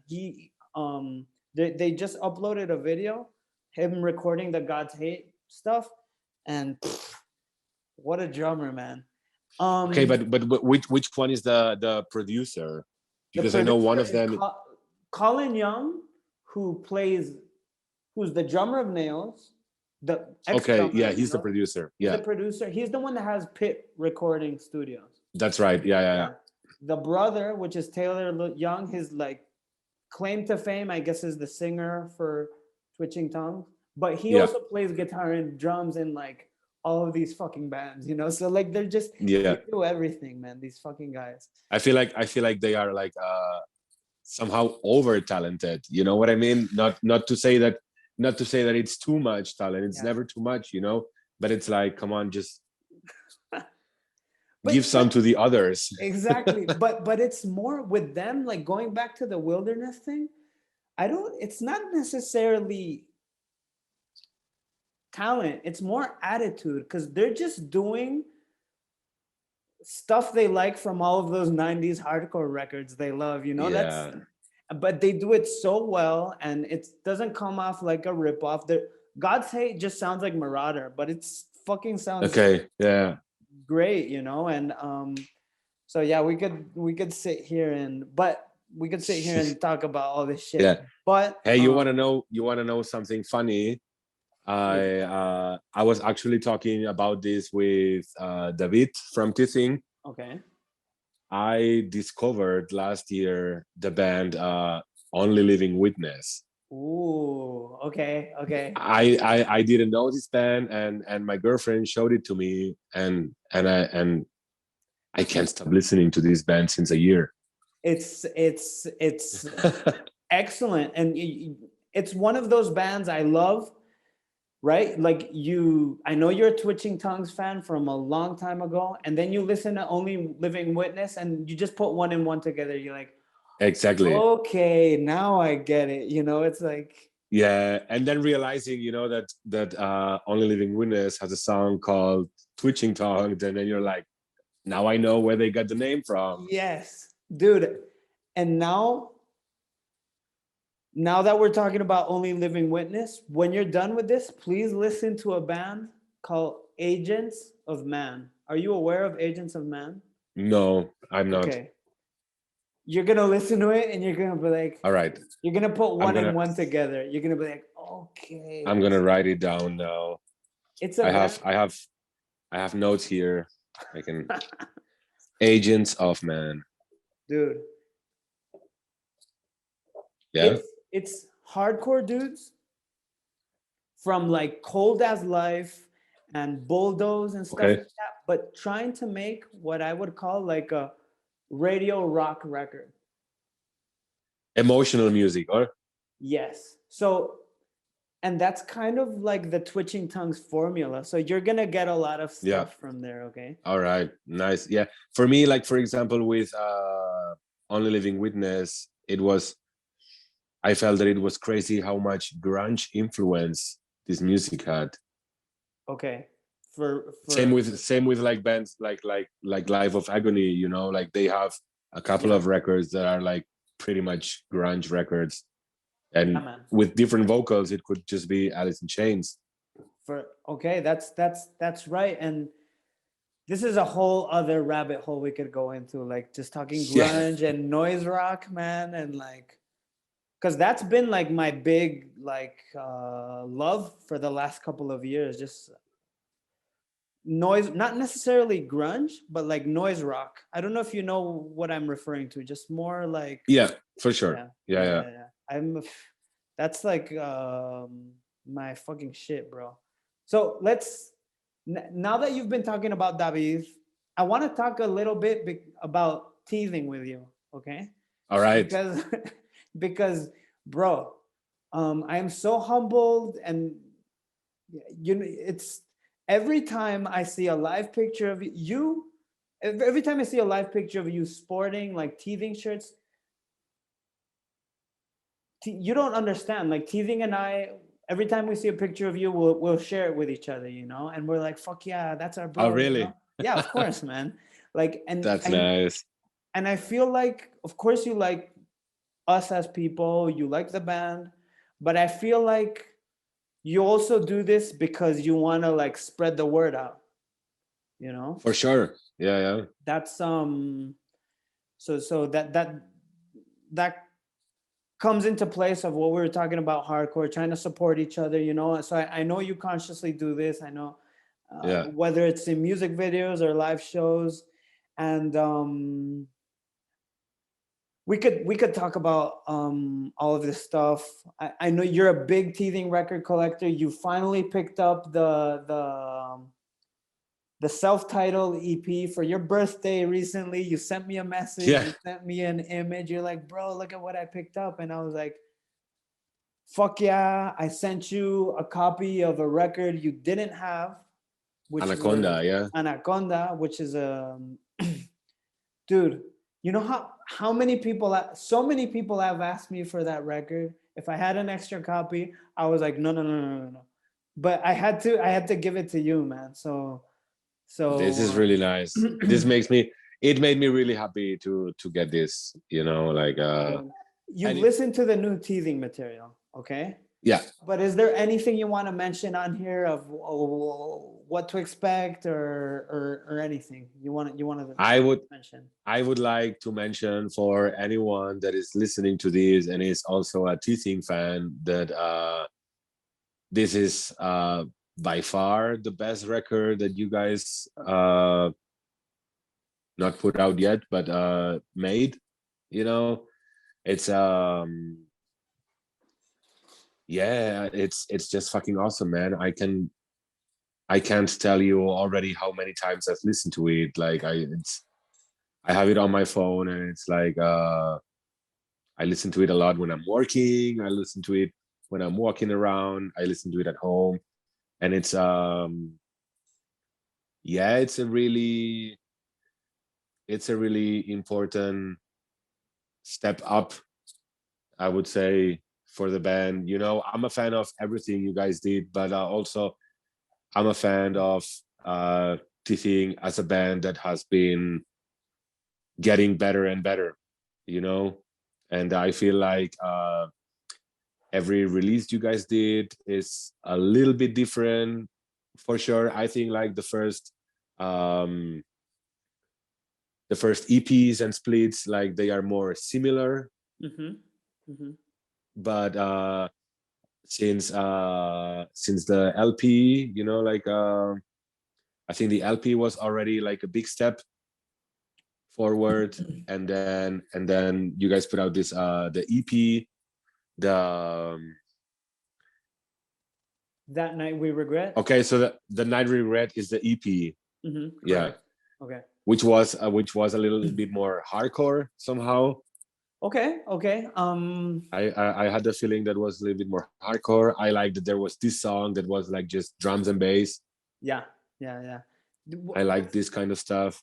What's funny about that EP is that's just like the Was it Leftovers? It's the Leftovers. It's just the Leftovers. So it's the songs that were not as good. Yeah, and I think it flew under the radar, but I think rightfully so, because it wasn't that great. But I do feel like this new material is, as you say, I think it's better. So it's definitely better. I hear, like I told you, I hear a lot of death metal influence, which obviously comes from Antonio and Alvaro. Yeah. And I think everyone did a great job on the record, but I have to say I was especially impressed by Alvaro's drumming. Nice. Okay. And I was also texting a little bit with him about the record, and he seemed like he was kind of concerned about it because you guys had a weird situation on the studio, like you were kind of forced to record everything at once. Mm-hmm. We weren't forced. I was glad the whole idea we were gonna record it like we always record it, to a click track, drums first, and then everyone in order. First of all, I don't like the idea of a click track with a band like us. So I always this was a constant battle I had with some of the teething guys for the longest time. But in the studio, the engineers made Alvaro realize what was best was, let's all record it live and forget the click track. Let's make this about the attitude. So it took 2 engineers to convince Alvaro, because I've been trying to convince the rest of the guys for the longest time. But I'm super happy with the result. When I was talking to him, he seemed like kind of concerned that the final result, not that it was not good enough, but basically it could have been better somehow because of the whole situation that you guys were in. But I told him like, hey, like, obviously you don't hear a single fuck up in the record, even if it's done live, and he told me about like going through a lot of frustration while recording it, and I was like, hey, like, maybe this sounds crazy, but somehow I can feel it, it feels so pissed off. Yeah More than anything else that you guys put out, this record feels like extremely pissed off. It's extremely heavy. That's you got some like really yes, dude. really heavy slamming parts, That's great, dude. Thank you. And like I told you, one of my favorite songs is this one where I think it's called Just Kiss. Yeah. Where you're doing this different singing. Yeah, for sure. And I really like this one. This is definitely one of my favorites on the record. I'm so glad the pissed off element comes through, because I think you can get that when you're really frustrated. I think we were all having a very hard time with the pandemic, with COVID, and I think that came through. I even told the engineer the first day we walked in, I was like, bro, I am super pissed. I am ready for this record, man. Like, nice. I wasn't looking to make perfect takes at all. I was just like, I recorded every song. I think it was all one take, pretty much the whole thing. And I was like, no, I just want to feel the anger. And I'm sure, as you were saying, it came through with Alvaro as well. So I'm glad. For me, that's what's important with teething, because Alvaro sometimes wants to sound like fucking like Killswitch Engage or some shit, I'm like, dude, that's not what we're about. Yeah. We're trying to sound like what we sound like live. That's it. And we don't sound like Killswitch Engage live, okay, dude? That's right. Yeah. And about Just Kiss, this was the only song I was really nervous about recording, because as you said, it's a singing. I'm not really singing, but I'm not shouting. And it was my first time doing something like that, and I just recorded it in as I said, in one take, and I was really happy. The rest of the guys listened to it. I was nervous what they were saying, and they're like, green light. They were like, Luis, you pulled it off. You can do this. So it also made me think like, shit, I'm not condemned to playing grindcore the rest of my life. Maybe one day. That's right. Yeah. Maybe one day Petro and I can do something different. For sure. Let's fucking do it, dude. Okay, so let's close the teething chapter.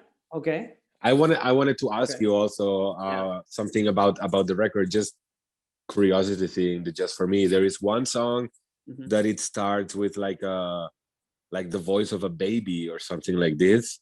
Correct. Is that Antonio's baby? Yes, this is Antonio's That's baby. right. This is Antonio's baby lander, and I'm glad you were able to recognize this. Nice. That's what I thought. And then also there was one more thing. The song with Harvey from Exhumed. There's some backing vocals, and they sound like from a girl. Yes. and I thought this has to be Sarah. You are correct as well. This is Sarah. All right. And that's so cool because we did that consciously, you know, like there's always the hardcore gang vocals, but we're like, no, we want the female presence, you know. And I think it works well because it's kind of like a fun song, you know, inclusive, which is what teasing is all about. So I'm glad you were able to decipher this element. For sure.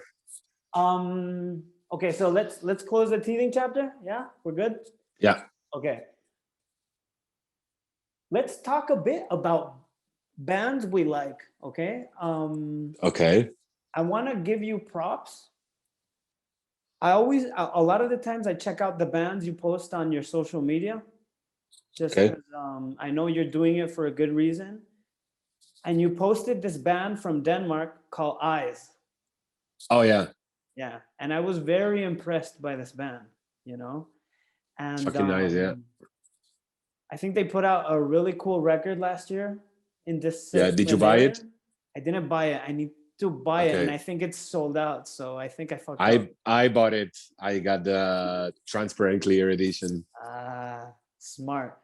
And I love what this band is doing. You know, they're getting influences from a lot of interesting places. I love that first music video they put out. You know, it's really fucking awesome. It's such a simple but effective and good idea, man. Probably you knew Søren. Yes, from from China. Yeah. Just book. This is basically how I got to know the band. You know, like he plays in a band called Mass Worship. Okay. From Sweden, even he's from Denmark, but they are also on Century Media, and we've played a couple of shows together. Okay.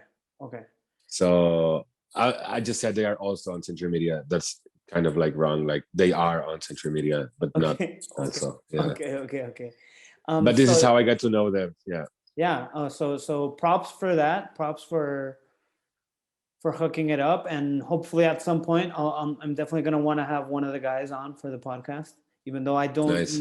Yeah, man. Let's talk about Code Orange, hermano. All right. It's been a really cool journey, right? Watching these boys and girls grow, because I think we've been following them since the beginning. Since the Full of Hell split. What can we say that has not already been said? Is there anything you'd like to say about this band or their latest record or what they're doing, or they're just stepping up the hardcore game? You know, I think they are. I think a lot of bands could take Code Orange as an example of doing things like in a cool way. You know, I mean, first of all, these guys and girls, they are like 27 or something, like, or 26 at the moment, and they have been a band for like over 10 years. So it's like they are still in the band that they started in school. Yeah. You know, and I think it's really interesting how they made it to create their own sound by mixing so many different genres in a organic way somehow. You know, I listened to the last record. It doesn't feel forced. Yeah. It doesn't feel like they are trying too much. You know, it just feels like, holy shit, these people are geniuses, because they are able to mix genres like hardcore, new metal, industrial grunge Yeah. into one sound, you know. And I have to say, everything they did since the pandemic started, this is just amazing how a band has been able to come out with so much stuff, you know, all these streaming videos they did, like the live streamings, like the first one releasing the record, then they did this one, this unplugged kind of thing, you know, and then the last one, it's this last one that the last ones I can remember how it's called, but the last Back Inside the Glass. Okay, yeah, Back Something Inside like the that? Glass. Yeah. This one and Every Time I Die streaming that they did a couple of months ago. These are the only streaming shows that I paid for to see since the pandemic started. Nice. And yeah, that's for I don't know. reason, Yeah, for sure. Yeah. I think they've been definitely one of the smarter bands during the pandemic, just being very, as we were saying before, resolutivos. I don't know what the word is in English. Yeah. Just knowing how to turn a problem into something good, you know, and they've been into an opportunity. Yeah, into an opportunity, exactly. So I can't wait to see what's next for this band. Is your favorite album still I Am King? I think so. Okay. It's a matter of personal taste, you know, but this record is just so pissed off. Yeah. And it's super raw. Yeah. You know, I feel like in Forever they started already like doing a lot of other elements into their music, you know, and it got, I would say, a little bit less raw. So like production became like a more important thing for them, I would say. But I still think Forever it's fucking awesome. Underneath it's fucking awesome. Yeah. Maybe for a personal taste, you know, I wouldn't say I'm the biggest fan of this melodic choruses and stuff. I still like it, but you know, like if I have to choose, like I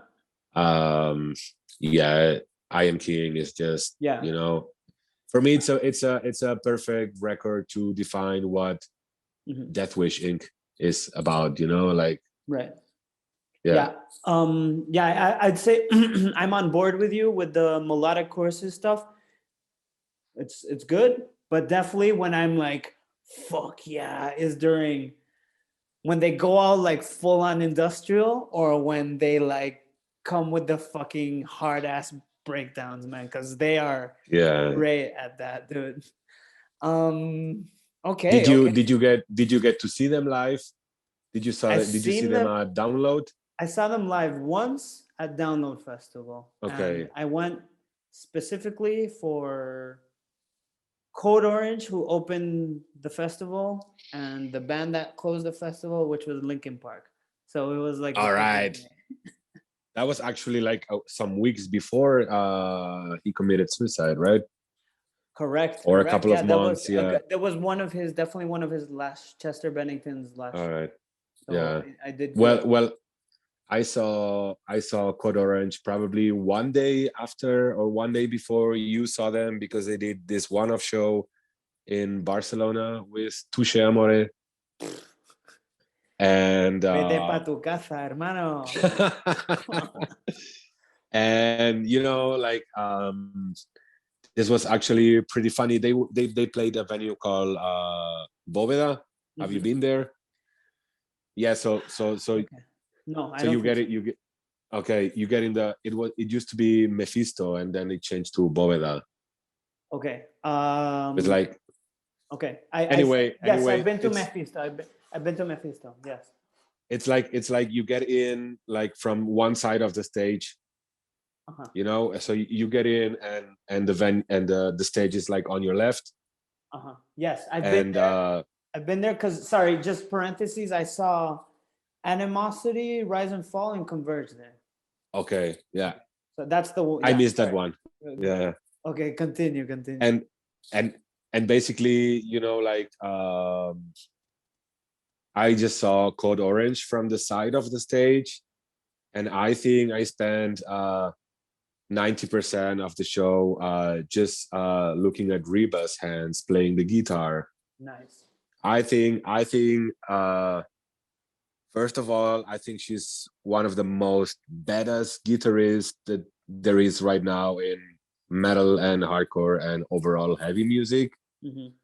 But she's also playing like so fucking hard. Like Yeah. I was just amazed by her right hand, like how she was picking on the strings. Mm-hmm. She plays so hard, and this was really nice. And I remember I was there with some of the guys from the band Oserp. Right. You know that band, yeah? Yeah, for sure. And they were just like me, it was like these three big guys, like with ugly face looking out there and just staring at this girl playing the guitar like, what the fuck? Yeah, man.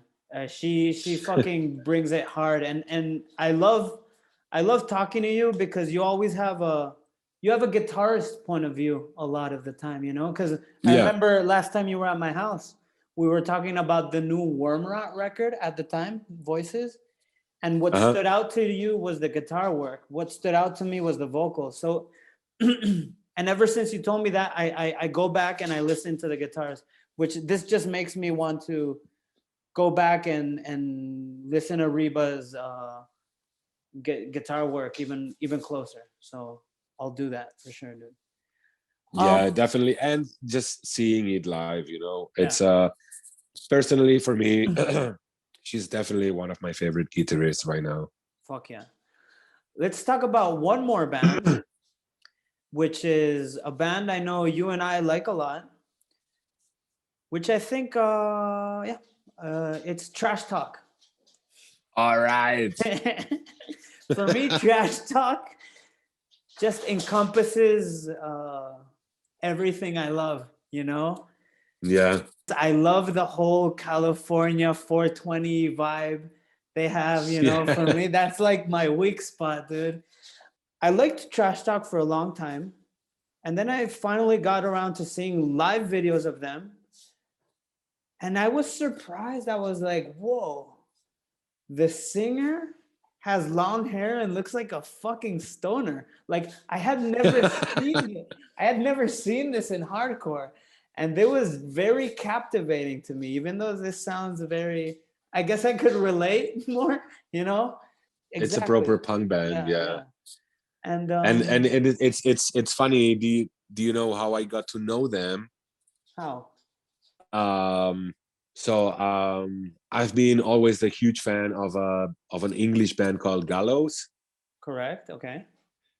Since the very first stuff they put out, so like I would say like before they went like as big as they got, and before releasing the big record like the Great Britain record that made them like so huge, they were not that known, but I already got them on my radar, and they did a US tour with Trash Talk as support. Okay, nice. So I was following Gallows and I saw this and I was like, okay, I don't know this band, I gotta check them out. And then I listened and then I listened to it and I was like, this is really fucking nice. And a couple of years after, I was working for the music magazine called Rock Zone. Okay. And I was mostly doing reviews. So I would go there to their office and like check on the pile of CDs, like promo CDs they would get from labels and stuff. And I saw like the it's called Eyes and Nines, something like this. Eyes and Nines, correct? Fucking Eyes and Nines, record, one of my favorites. So awesome. And this was actually the first record that I reviewed for the magazine. Ooh, I'm gonna have to look up this review online or something. It was still on the paper, so I don't know if they turned it into digital, but back then it was still on paper. Fuck yeah, dude. Fucking Yeah. great. So this is another one of those bands, right? Where you try to collect all of their records? No, not them. Actually, I think I might not have even one record from them. Uh-oh. I think you need Uh-oh. to Yeah. do something about this. Yeah, I have to check. I have to check on my Discogs account. For But me, I it's one think of those bands that I have. But hey, I have something that not so many people have, which is a promo CD from Eyes and Nines. Oh, there you go. There you go. Fuck yeah. Okay. Okay. Excellent. I'm glad you're still holding on to that. Okay. Yeah. So this is getting pretty extensive. So we're getting towards the end. We love each other very much. We could do this all day and all night. For sure, yeah. I'm gonna do something new with you, which is another lightning round, which is I'm gonna tell you two bands and you have to tell me which one you prefer. Okay? Oh, okay. Don't worry. You like this game. I love this game. Yeah. This is my favorite game. Okay, so are you ready, Petro? But this is it's a personal what I like more. Yeah, of course. It's not an objective thing, and you're not gonna hurt anyone's feelings or anything. It's just like, all right. Do you prefer pizza or hamburger? It's like whatever. Yeah. Okay. All right. So let's begin. Entombed or Napalm Death? Entombed. Okay. Rest in peace. Rest in peace, LG. Every Time I Die or The Chariot? Wow, that's a hard one, but Every Time I Die. Okay. Power Trip or At the Gates? I'm gonna go with Power Trip. Okay. Rest in peace. Rest in peace, Riley. Body Count or Cypress Hill? Body Count. Okay. ACXDC or Despise You? ACXDC. Okay. Because I saw them 1,000 times. Yeah. Okay. Trap Them or Nails? Trap Them. Nice. Converge or Deftones? Converge. Okay. And what might be the hardest question, the last question, Black Sabbath or Pink Floyd? Whoa. Oh, man. This is as mean as weed or beer. Yeah, that's why it's the last one. Yeah. Holy shit, man. I'm going to say, and I want to explain why I say this, I'm going to go with Pink Floyd. Okay. And I will justify this answer by saying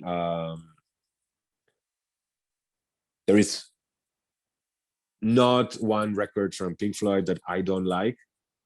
Sick. But there is a couple of Sabbath records that I'm not so much into. Okay. Okay. That's a good way of choosing your answer. Okay, that makes total sense. Yeah. I'm guessing it's the Dio era that you're not so much into with Black Sabbath.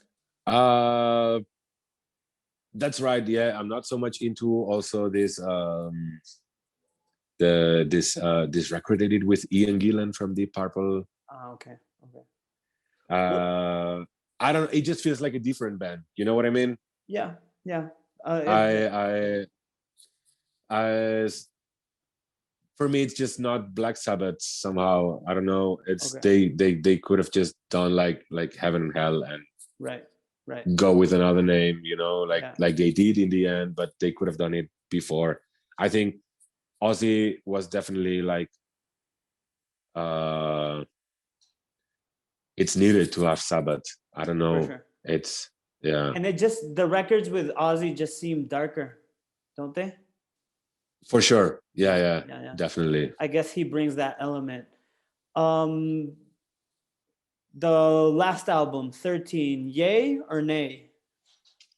Yay. Fuck yeah. I like it. Yay, I really man. like it. It's I was very pleased and I surprised really like it. how good it was. And one last Black Sabbath trivia, dude. You know Geezer Butler. Yeah, bass player. Yeah. He put out like some really cool solo albums in the 90s. I don't know if you've checked I'm these not. out. I'm Okay. not familiar with it. He did a record called GZR with Burden C. Bell from Fear Factory on vocals, and it's No fucking way. sick, dude. Check it out. It's on Spotify and stuff. It's definitely GZR. yeah, GZR. But it has like I some just took italics note. in the middle. It's like G italic Z italic R, something like that. Okay. My last question, which I think you know what question this is. Bingo's being annoying. Yeah. I think.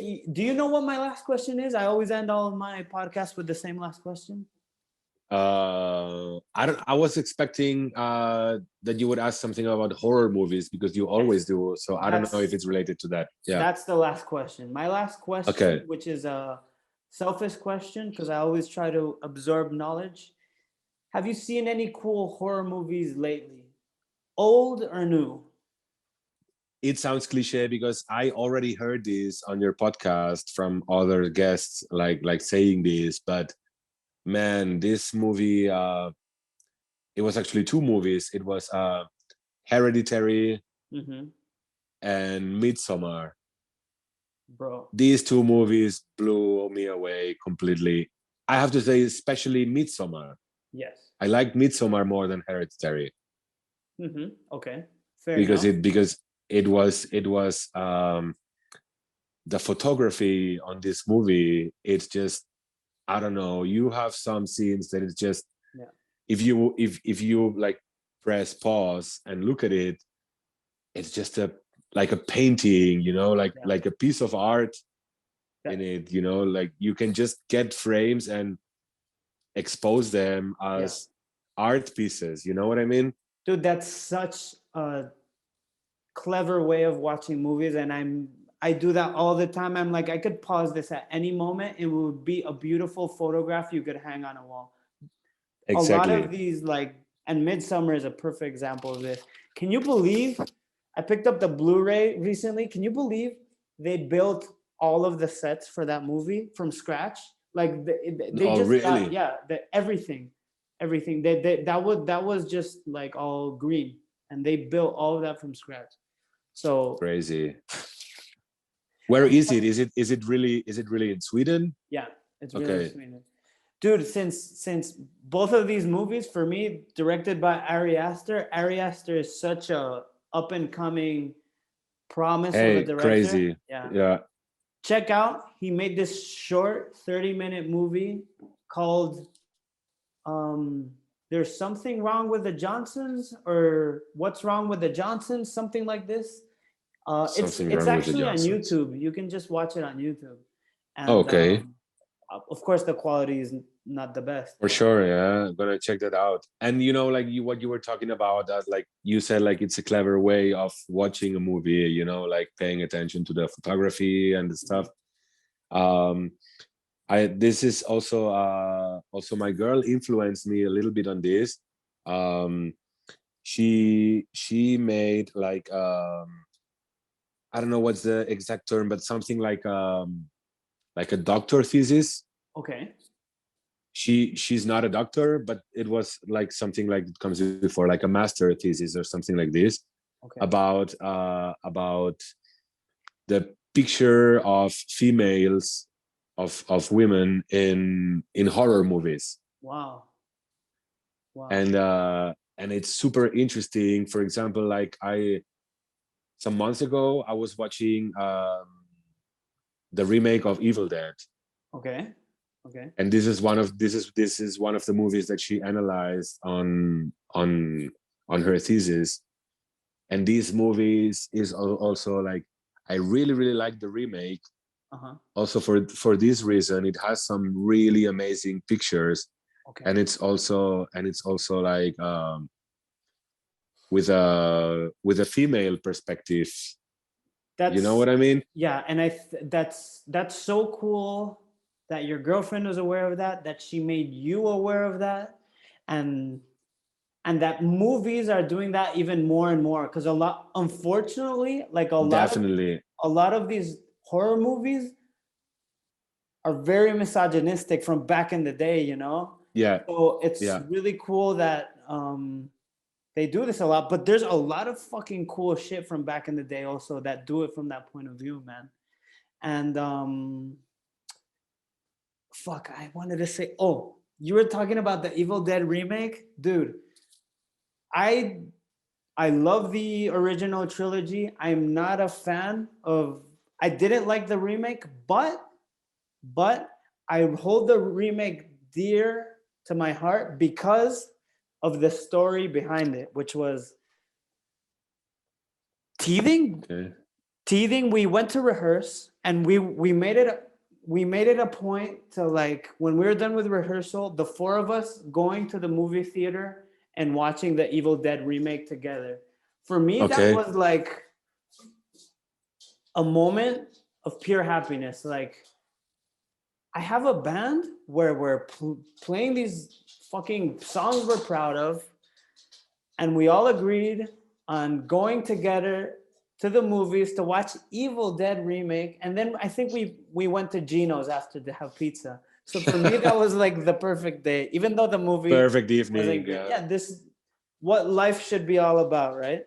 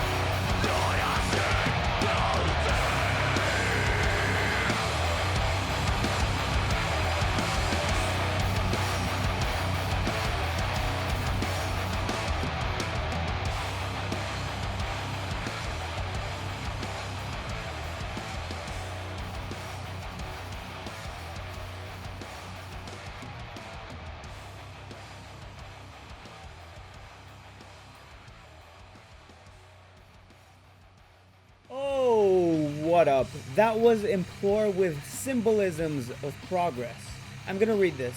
It's a previously unreleased song from the recording session of Alienated Despair, and it's been donated exclusively to the Subway Rap Podcast. I am just kidding. No, I'm gonna continue reading. This song is meant to show our gratitude and say thank you for the support received during the COVID-19 outbreak crisis. It's a Bandcamp exclusive, pay what you want. No physical copies will be made. Well, that's just a pity no physical copies will be made.